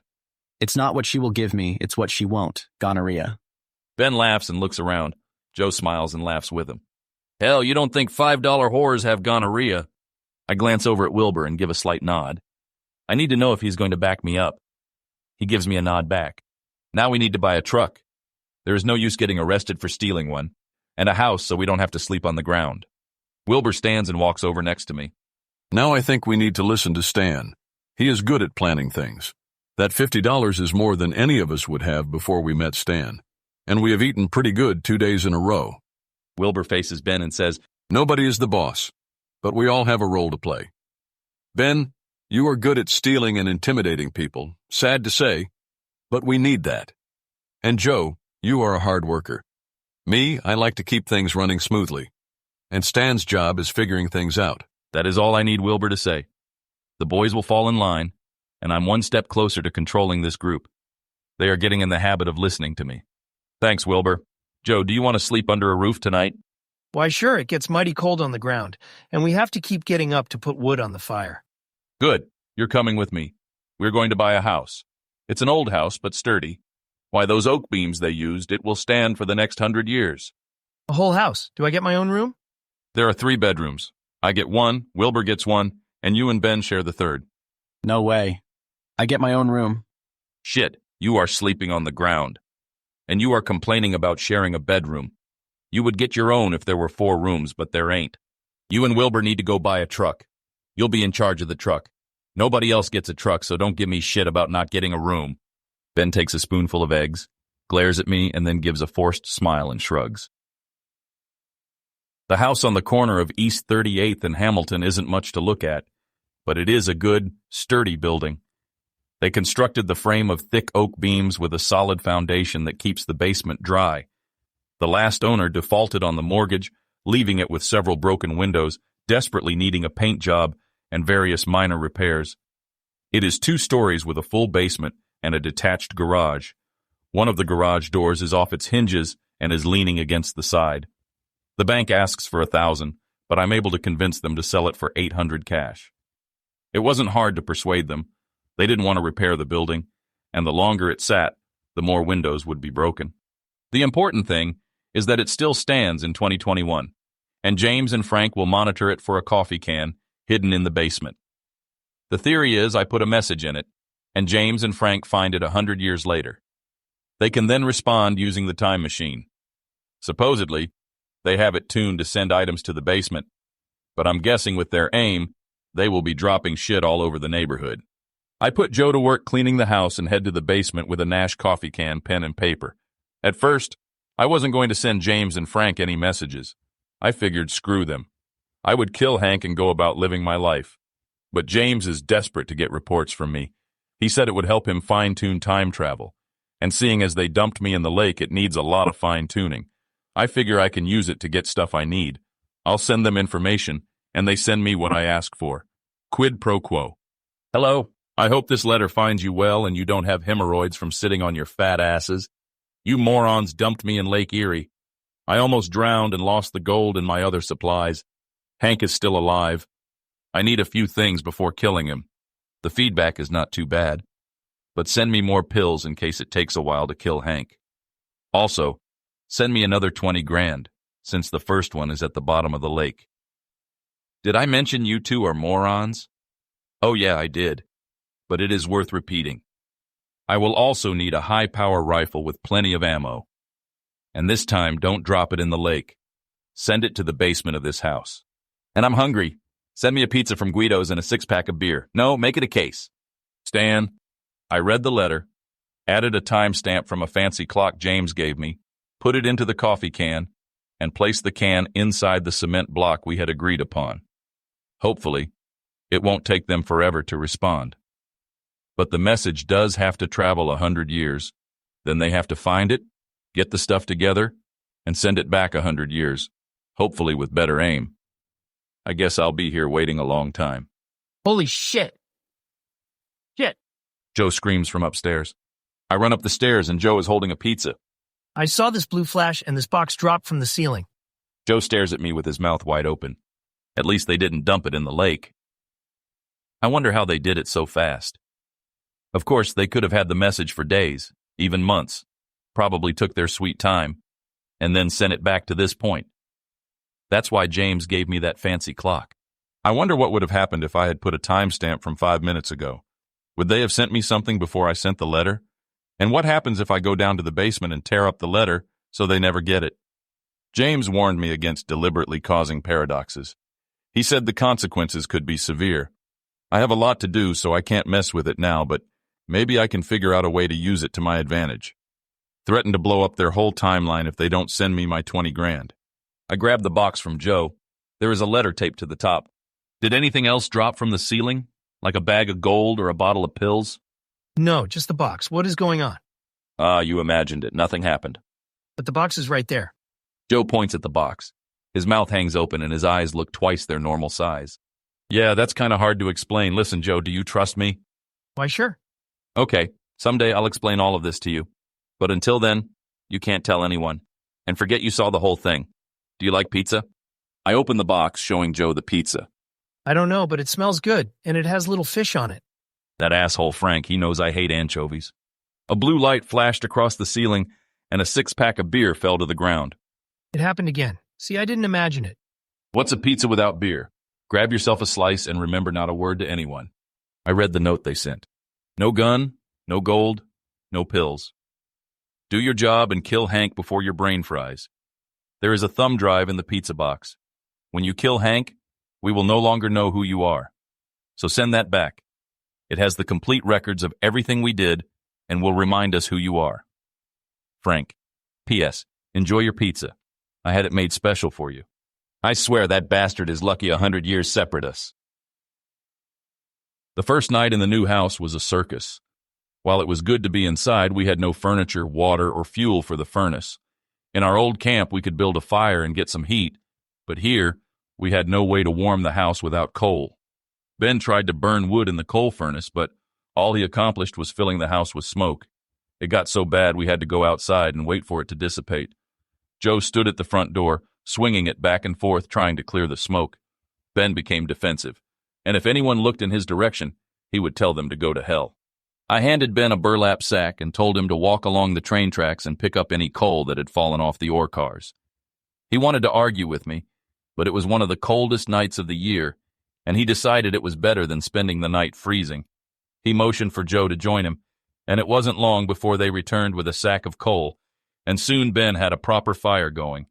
Wilbur patted Ben on the shoulder, and everyone's mood improved. We sat in a semicircle around a heating grate in the living room, rubbing our hands together as we warmed up. Joe lasted 10 minutes before blabbing about blue flashes, pizza, and beer falling from the ceiling. He and Wilbur then spent an hour comparing notes while giving me sideways glances. Joe showed Wilbur the cardboard pizza box, and they examined it as if someone had invented sliced bread. They had seen cardboard before, but nothing approaching the quality of that pizza box. And it was difficult to explain the aluminum beer cans. Joe collected them and got upset when I crushed one. I tried to explain it was common to do that after finishing a beer, but Joe made me promise not to do it anymore. I had to fight with Ben again about him getting his own room. He claimed he needed it for when he brought women home. I told him he needed to scrub 3 layers of crud off before he had a shot. I gave him my last beer, and that satisfied him for the moment. Despite it all, I could tell the boys were glad to be inside and proud of having their own house. I would still have to be careful about how I handled them, but they were coming along, and this pack of misfits was falling in line with their new alpha. I have my crew. They are smelly, stubborn, and loyal, just the way I like them. Well, maybe not smelly. As soon as we get the water hooked up, they are going to learn about personal hygiene. Wilbur and Ben did an excellent job of finding a truck. They purchased a used Ford delivery van from a carpet store that had gone out of business when the owner died. The enclosed truck bed would keep people from seeing the whiskey we planned to haul. The truck was in good condition. It had new tires and firm brakes. Somewhere along the way, they found a stray German shepherd. It has taken a liking to Joe and has been named Buster. At first, I was not keen on having a dog around, but he grew on me and will make a good watchdog. Keep people from nosing around the house when we are not home. In the morning, we ate a breakfast of stale biscuits. We had had several good meals, and the boys didn't mind. They had enough money in their pockets to stop at a diner for lunch and get whatever they wanted. I need you 3 to head up to Windsor and bring back another load of whiskey. The 3 of them turn and stare at me. Ben drops his biscuit and gives me his usual annoyed look. Shoot, I still have most of my money. I haven't had a chance to get drunk and spend some time with the ladies. Those speakeasies. We sold the first load of whiskey. We need to make them regular customers, which means they have to be able to count on us to have a regular supply of whiskey. What good is having money if we can't spend it? I signed up to be a bootlegger, not a priest. There is a lot of stuff we need to buy. Like what? Furniture, beds, new windows, or do you like the wind whipping through the house? And sooner or later, we will need to pay off the cops. This is bull. Tell you what, you can stay in Windsor tonight. Get yourself a hotel room. Ben, get drunk and buy yourself a Canadian whore. Can I get one too? Asks Joe. I want one whose hair smells good. Yeah, stick with Ben. He will make sure you have your pick. Wilbur, I have to ask you to stay sober. Make sure the boys don't get in too much trouble. Wilbur smiles and nods his head. He likes the fact I see him as reliable. I pull Wilbur aside and give him the rest of the money, enough to purchase a truckload of whiskey, with a little left over in case they have to bribe their way out of trouble. It won't be long before people realize trucks returning from Canada carry whiskey. You will have to watch out for hijackers. That's why I want you to spend the night in Windsor, then leave early in the morning. Hijackers are like most criminals. They like to sleep in. Ben will complain but drag his ass into the truck. He can sleep on the way back. Soon, I'll have to have the boys carry firearms. Ben and Wilbur, anyway. I don't know about Joe. I don't want him shooting the wrong person. It won't be long before other bootleggers take notice of our activities, and we have to be prepared. The boys head north toward Windsor to buy another load of whiskey. I convince them they should spend the night in Canada and return in the morning. It is time for me to take care of Hank Robertson, and I don't want them around to ask questions. I thought of many ways to kill Hank, but in the end, the simplest is the best. Hank is a drunk who stumbles home every night. I'll look for a suitable spot and kill him, make it look like a robbery that went south. The cops won't spend much effort trying to track down his killer. Besides, there are no DNA tests or security cameras in the 1920s to worry about. Wear gloves and make sure nobody sees you, simple enough. It's been a week since I traveled back in time, and the feedback loop is increasing. Every morning my headache is a little more intense. The pills help, but I can tell their effect is diminishing. Damn, Frank, for only giving me a month's supply. I guess it won't matter after I kill Hank. Those morons better be correct about breaking the feedback loop. I spent the day working around the house and playing with Buster. James and Frank are expecting regular messages from me, so I sent one asking for a gun, telling them I need it to kill Frank. Of course, they won't send me one, but I also asked for 4 beds, pointing out I would buy them, except they dropped my gold in the lake. I'm unsure how long that will work, but they sent me 4 army cots and a stack of wool blankets. It's a start, and the boys will be happy not to sleep on the floor. I also receive a case of beer. I'm sure it was from James. That prick Frank probably has no idea he sent it. It's a little past 5 p.m., and the winter sun sinks below the horizon. Hank will have finished his shift at the steel mill and is undoubtedly sitting on his usual stool, annoying people at the cold forge. By the time I arrive, he will be well on his way to becoming inebriated. What a pathetic life. If he is not at work, he's getting drunk. How he convinced my great-grandmother to marry him is a mystery. Knocking him off will be more of a mercy killing than anything else. Put him and everyone around him out of their misery. The cold forge sits across the street from a pier overlooking the mouth of the Cuyahoga River as it spills into Lake Erie. The moving water has not frozen over, and chunks of ice bob in the water. It's a cold, moonless night, and I duck into the speakeasy to get warm and keep my eye on Hank. The waitress approaches my table in the back corner and attempts to sell me the 20-cent drinks. She says they have a new supplier of first-rate Canadian whiskey. I smile and thank her, but order a beer. She tells me again the beer is not good, and she is correct. But it doesn't matter. I'm not here to drink. I need to keep a clear head. Hank should be drunk, not me. Hank is his usual drunk, obnoxious self. I see him grab the waitress and pat her on the ass. 100 years from now, that would get him tossed from the bar. Here, it goes unnoticed. I find it hard to believe I'm related to this boor, not our family's proudest moment. I guess every family has one. It's a shame it has to be my great-grandpa. At least I get to kill him. A man who looks familiar enters the bar, sees Hank, and stops to talk with him. I'm not sure where I've seen him before. He sure does look familiar.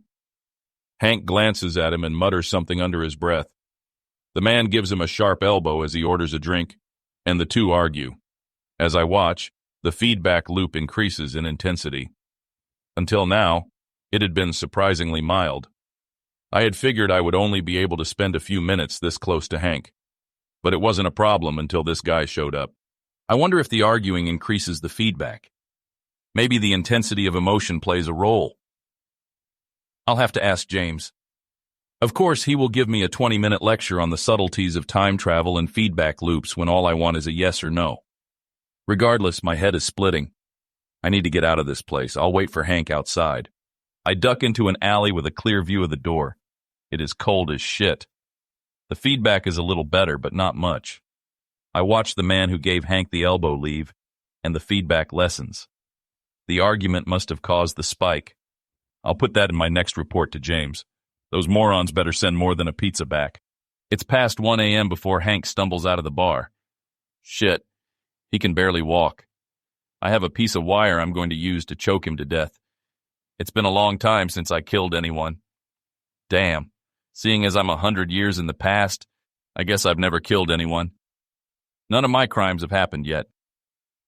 I'm what you call an upstanding citizen, unless you include the bootlegging I did the other day. The stolen truck? Or the illegal beer I bought earlier? Crap. That's the problem with the government. Too many laws. How is a person supposed to stay clean? Hank stumbles across the street to the pier. He leans over the railing and takes a piss into the river. Now is as good a time as any. I come up from behind, and as I'm about to put the wire around his neck, he looks back, loses his balance, and falls into the river. He struggles to keep his head above water, arm flailing, trying to grab anything that will save him. Hank goes under once and pops back up, gasping for air. He goes under a second time and manages to make it back to the surface. He sees me watching, and his eyes plead for help. He mouths the words, "Please save me," before his heavy coat and boots drag him down for the last time. Shit, that was easy. I didn't even touch him. This means I'm no longer a murderer. I didn't have to kill Hank.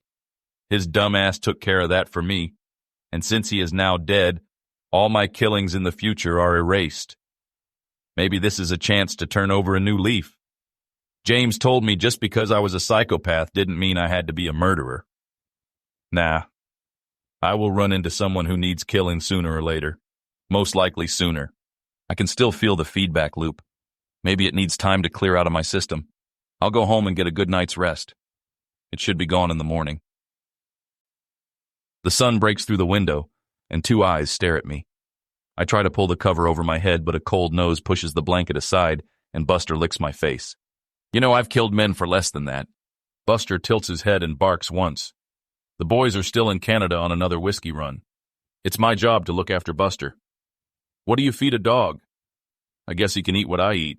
My head is pounding, and I take a feedback pill. It reduces the pain to a mild headache. I should have known better than to trust those two jerks. I did my part and killed Hank, but the feedback remains.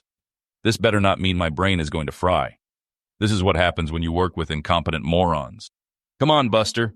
We are going to file a complaint with the 21st century. Buster wags his tail and follows me to the basement.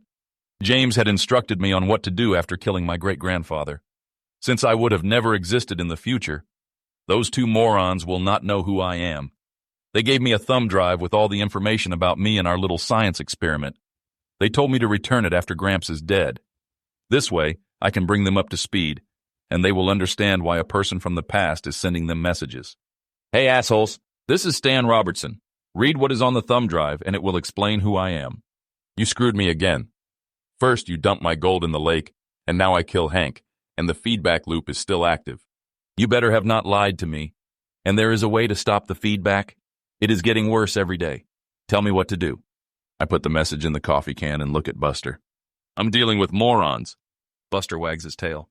A moment later, a blue flash crosses the ceiling, and a football falls to the floor. Buster barks and tries to bite it. The ball scoots away from him, and I grab it. There is a note taped to it and a thumb drive. We know who you are. Are you sure Hank is dead? Everything here is still the same. We sent the thumb drive back. You will need to resend it once you kill Hank for real. P.S. The football is because we needed something to throw into the time portal. A note alone could not break the surface. Don't bitch about it, and no, we are not going to use gold. Buster, you see what I have to deal with? Of course he is dead. Nobody could survive in that freezing water. Dear assholes, yes, he is dead. I saw his body sink into the river. No way he survived. Stan, P.S. At least send the notes with something I can use. I have a hungry dog. Send the next message attached to some dog food. A few seconds passed, and a blue flash lit up the room. A 5-pound bag of dog food with a note attached landed on the floor. Dry dog food, and not even a premium brand. Cheap bastards. Buster turned his head sideways and gave me a confused look. Don't worry about it, buddy. We will get you fed in a second. But don't blame me for the quality of your food. It's Frank's fault. I think his mother dropped him on his head. So you didn't see the body? You better go and confirm he is dead. All indications are that your great-grandfather is still alive. If he is dead, then you have to kill your great-grandmother, Frank. I dashed off another note. You said killing my great-grandmother wouldn't work. I can't believe anything you say.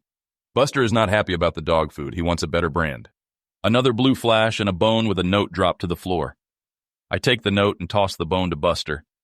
He grabs the bone, goes to a corner, and starts chewing. I didn't want you taking the easy way out. Hank was a drunk and a wife-beater. I didn't mind you killing him. Sylvia is a kind lady. But you have no choice now. Either that or your brain will fry. I knew those guys were lying. It made no sense I couldn't kill either great-grandparent. And of course, Hank would be my first choice. I am not about to kill a sweet old lady, even if she isn't old yet. They didn't need to play me like that. All right, Buster, let me fill your water and food bowl, then I have to go to the dock and figure out what happened. Never work with morons. I enter the cold forge and observe a small group of day drinkers, older men whose bodies have worn out. They can no longer do the hard work the mills require and are cast aside, left to drink their final years away.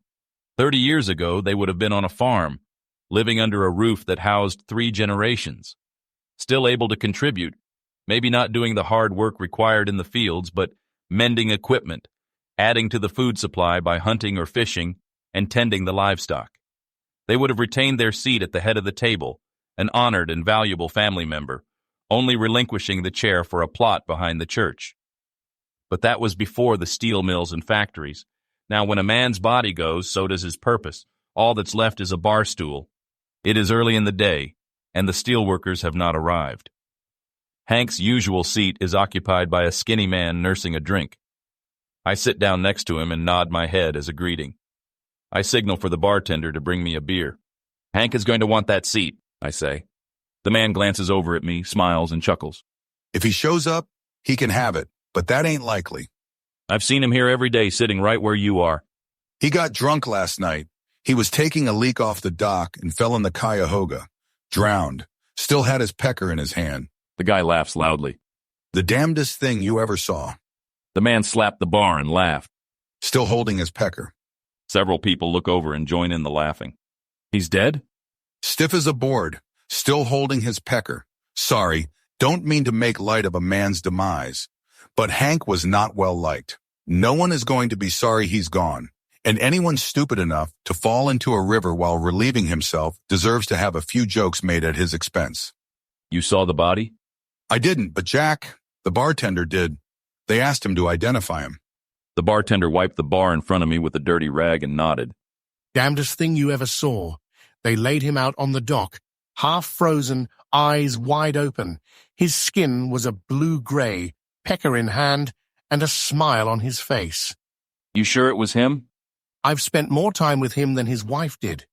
It was him, all right. Cheap son of a bitch. In all the years I served him, he never tipped me once. This place will be a lot nicer and quieter without him around. Gilbert may even come in more often. Gilbert? Those two hated each other. I half expected Gilbert to kill him one day. Who knows, maybe he gave him a push. If so, he did us all a favor. I left the speakeasy, walked to the pier, and stared at the icy water. The feedback was getting worse every day. James and Frank told me the feedback would disappear if I killed Great Gramps. Maybe it's because I wasn't the one who killed him. But that makes no sense. He's gone, so I should never have been born. God, I hate those guys. Whoever put them in charge of time travel should be fired. They don't know shit. Now they are telling me I have to kill my great-grandmother. They are making this stuff up as they go. Who are they going to have me kill next? I don't have a lot of options, so I might as well go take care of it. I need to stop this feedback. The headaches are becoming worse. Sorry, Sylvia. It's either you or me. And it ain't going to be me. You are probably grieving the loss of Hank.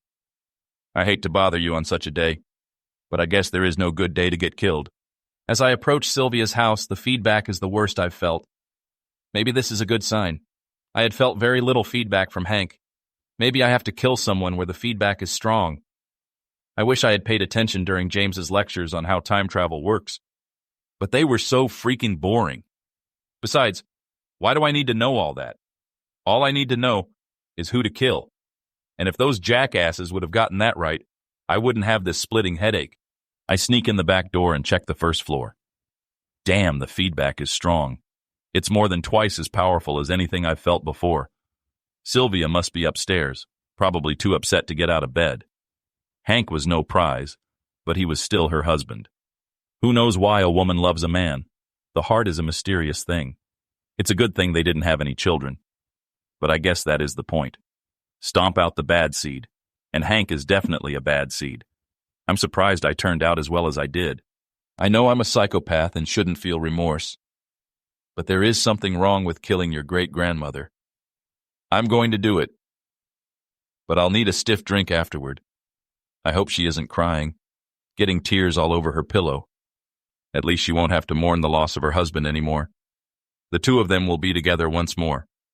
Of course, Hank is going to be in hell and Sylvia will probably go to heaven. I wonder how that works. Splitting up a married couple seems wrong. Maybe there is a loophole. If you marry a righteous woman, you only have to stay in hell until she gets to heaven. Sylvia's bedroom is at the end of the hall, and I can hear short gasps. It sounds like she wants to scream out. The bed is squeaking a lot. She must be having trouble getting comfortable. I hear her moan a few times. Poor woman. She must have really loved Hank. Might as well get it over with. I grip the tire iron I brought with me. A quick, hard strike to the skull should do it. I pull a ski mask over my face, put my hand on the doorknob, and push the door open. What I see next is going to cause me trauma for a long time. I'm definitely going drinking with Ben tonight. Grandma is on her back, legs in the air, and some guy with a big hairy ass is on top of her. "Grandma!" she screams, and the guy on top of her turns around. It is the same man with whom Hank was arguing, and I now know where I've seen him before. He looks exactly like me. We could be twins. "Get him, Gilbert," Sylvia says. Gilbert stands and steps in my direction, but his pants are around his ankles, and he trips and falls. I stand frozen for a second, but the pounding in my head from the feedback loop snaps me out of it. I turn and flee the house. Adrenaline pumps through my veins as I half walk and half run home. Seeing my great-grandmother in a compromising position has unsettled me. I understand in this timeline, she is a young, vibrant woman, but damn it, she is still my grandma. The guy she was with, what did she call him? Gilbert? There is a strong family resemblance, no question we are related. I can't believe I didn't figure this out sooner. Little old great-grandma is a little free with her affections. Who can blame her, having to live with that bore Hank? In a way, I'm relieved. At least I'm not related to that drunk. When I get home, the truck is in the detached garage, and the door is wide open. It is loaded with premium whiskey, and the tarp has been loosened and lifted at one corner, exposing some of the cases. Undoubtedly, so Ben can sample the merchandise. Those morons can't shut a simple door. Anyone could walk by and steal us blind. My mood is sour as I walk inside and see them sitting around the living room, Wilbur and Joe on crates, and Ben on a chair he dragged in from the dump. The chair smells of mold and piss. Ben is drinking and has a slight buzz on. Shit, he is cutting in on our profits. Buster wags his tail and walks over to me. He is Joe's dog, but has decided to hang with me when I'm home. Ben, you need to confine your drinking to after hours. Now you three get up and sell that whiskey. What the hell are you thinking of letting it sit in the garage, door half open? Anyone can see it from the street. The boys look shocked. Usually I'm more diplomatic, but the feedback is giving me a splitting headache, and I'm tired of having to handle them with kid gloves. You ain't the boss, Ben says. I need more money. I spent my 50. Want to know how? I think her name was Jane, or was it Mary? Wait, there were two of them. I was going to share with Joe, but he found his own. She was pretty and smelled real nice. She said whenever I have more money, I can come back. You boys sell that load of whiskey. You each get another $50. And Wilbur, you take some of it and buy some furniture. We aren't living in a barn. You need to start acting like respectable citizens. Ben lifts one of his ass cheeks and lets a fart rip. He chuckles and smiles at me. Stan, can you make that blue flash again and get us another pizza? That sure was good, and I'm real hungry. That blue flash was some type of electrical short. Shit, and I'm the Pope. A man's business is his own business. But don't play us as fools. We know whatever you have going on in the basement ain't normal. You don't have to tell us, but don't pretend it ain't happening. Like you said, it ain't any of your business. Now I need to go down there and take care of a few things. I unlock the basement door. I had installed a deadbolt and padlock. Looking back at the guys, Ben smirks, and Wilbur shakes his head. Buster follows me into the basement. Using an old wobbly table, I write out a note. I'll have the boys pick me up a proper writing table. It seems I will be spending more time than I thought sending messages into the future. You guys need to get your act together. You almost made me kill my sweet old great-grandma. Even if she isn't old right now, one day she will be. No thanks to either of you two Einsteins. It seems dear old grandma is having an affair with a man named Gilbert. Did that never occur to you? Because of your incompetence, I walked in on them having sex. That will haunt me for the rest of my life. Assholes. Now get me some intel on this, Gilbert. And send the note back on 2 large pizzas, 1 pepperoni and 1 with sausage and mushroom. No anchovies. I need more pills and a bone for Buster. Also send an AK-15 with lots of ammo. Now do your job. I reach down and lightly scratch Buster's neck, holding him so the blue flash does not scare him.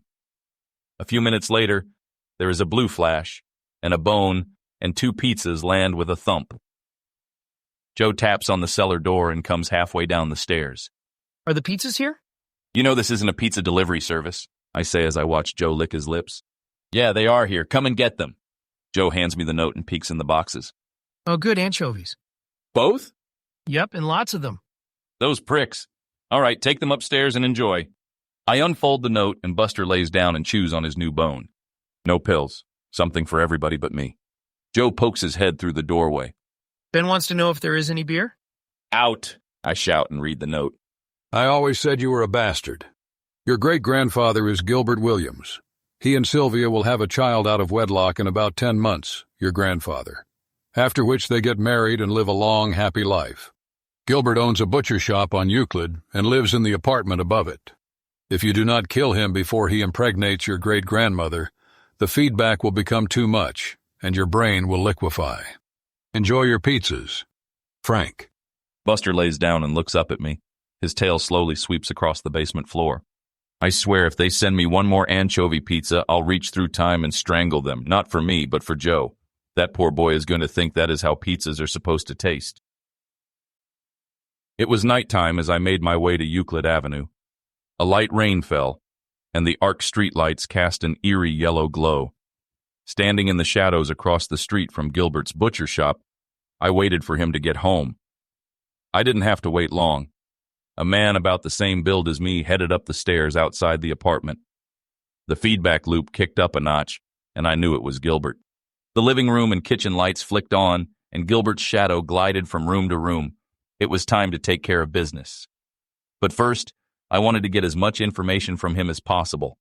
Fortunately, I had been wearing a ski mask when I ran into him at Sylvia's. Making my way up the stairs, I can feel the feedback increasing. As I stand in front of the door, the pain is intense. With this much pain, I won't be able to question Gilbert and get the information I need. I pop another feedback pill. James had warned me against taking more than 1 a day. But in an hour, it won't matter. Either Gilbert will be dead, or my brain will be fried. The pill helps, but the feedback has given me a dull headache. Being this close to Gilbert, I won't have much time. I think about how easy it would be for James and Frank to have lied to me, convince me to go back in time and kill my great-grandfather to eliminate me. After all, that's what all the science fiction books claim. It's supposed to cause a paradox. If I kill my great-grandfather, I will never be born, so I can't go back in time and kill him. Why is James right and the rest of them wrong? But the feedback is real, and the closer I am to a relative, the stronger it is. It doesn't matter. I'm committed. In poker, this is called being all in. Gilbert does a double take when he answers the door. I guess he thinks he is looking at his long-lost twin or something. I introduce myself as a cousin from out of town. At first, he is reluctant to let me in, but the resemblance is too strong, and you don't turn away kin. Gilbert returns to the kitchen and turns off a burner. He had been frying a piece of ham. You sure look like a Williams. Hell, you could be my twin. Why have I never heard of you? I follow him in and stand behind a chair at the kitchen table. You know, black sheep and all. Dad got a girl pregnant and left town. He didn't want to bring shame on the family. Our family. That's a laugh. Have to do more than that to be the black sheep. He motions for me to have a seat. He cuts the piece of ham he is cooking in 2, puts it and some fried potatoes on a couple of plates, and sits one in front of me. Gilbert pulls 2 beers from the icebox and hands me one. Dang, it's like I'm looking in a mirror. So, what brings you around? Looking for work. Thought I would try the steel mill. I may be in luck. Heard one of their employees drowned. Yeah, good riddance. He was a first-class prick. Heard his wife is a real looker. Some say you have reason to be glad he died. Gilbert gives me a sharp look. What business is it of yours? Kin or no kin, you need to mind yourself. We talked for a few hours, drinking some cheap whiskey. I collected as much information from Gilbert as I could. He was definitely sleeping with dear great-grandma. If I hadn't killed Hank, he would have eventually done it. I like the guy.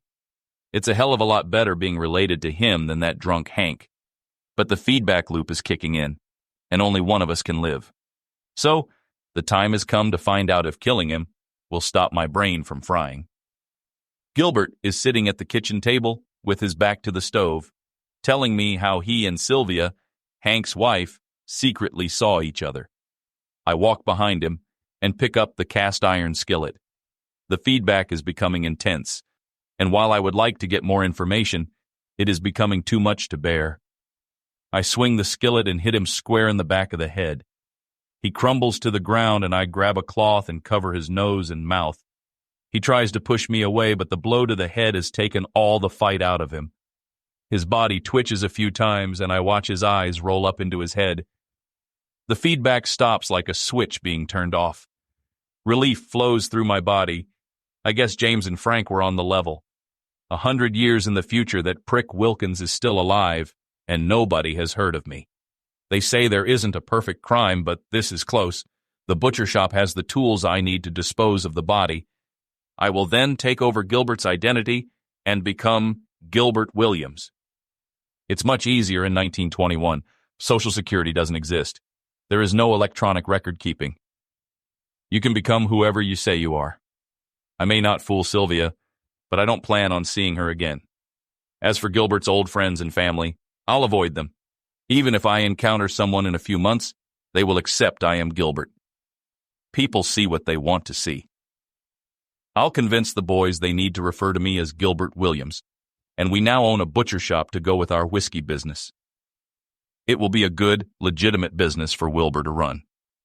Of course, he will need to launder our money, and occasionally we will need to use the equipment in the butcher shop to dispose of problems that can arise when you run a criminal organization.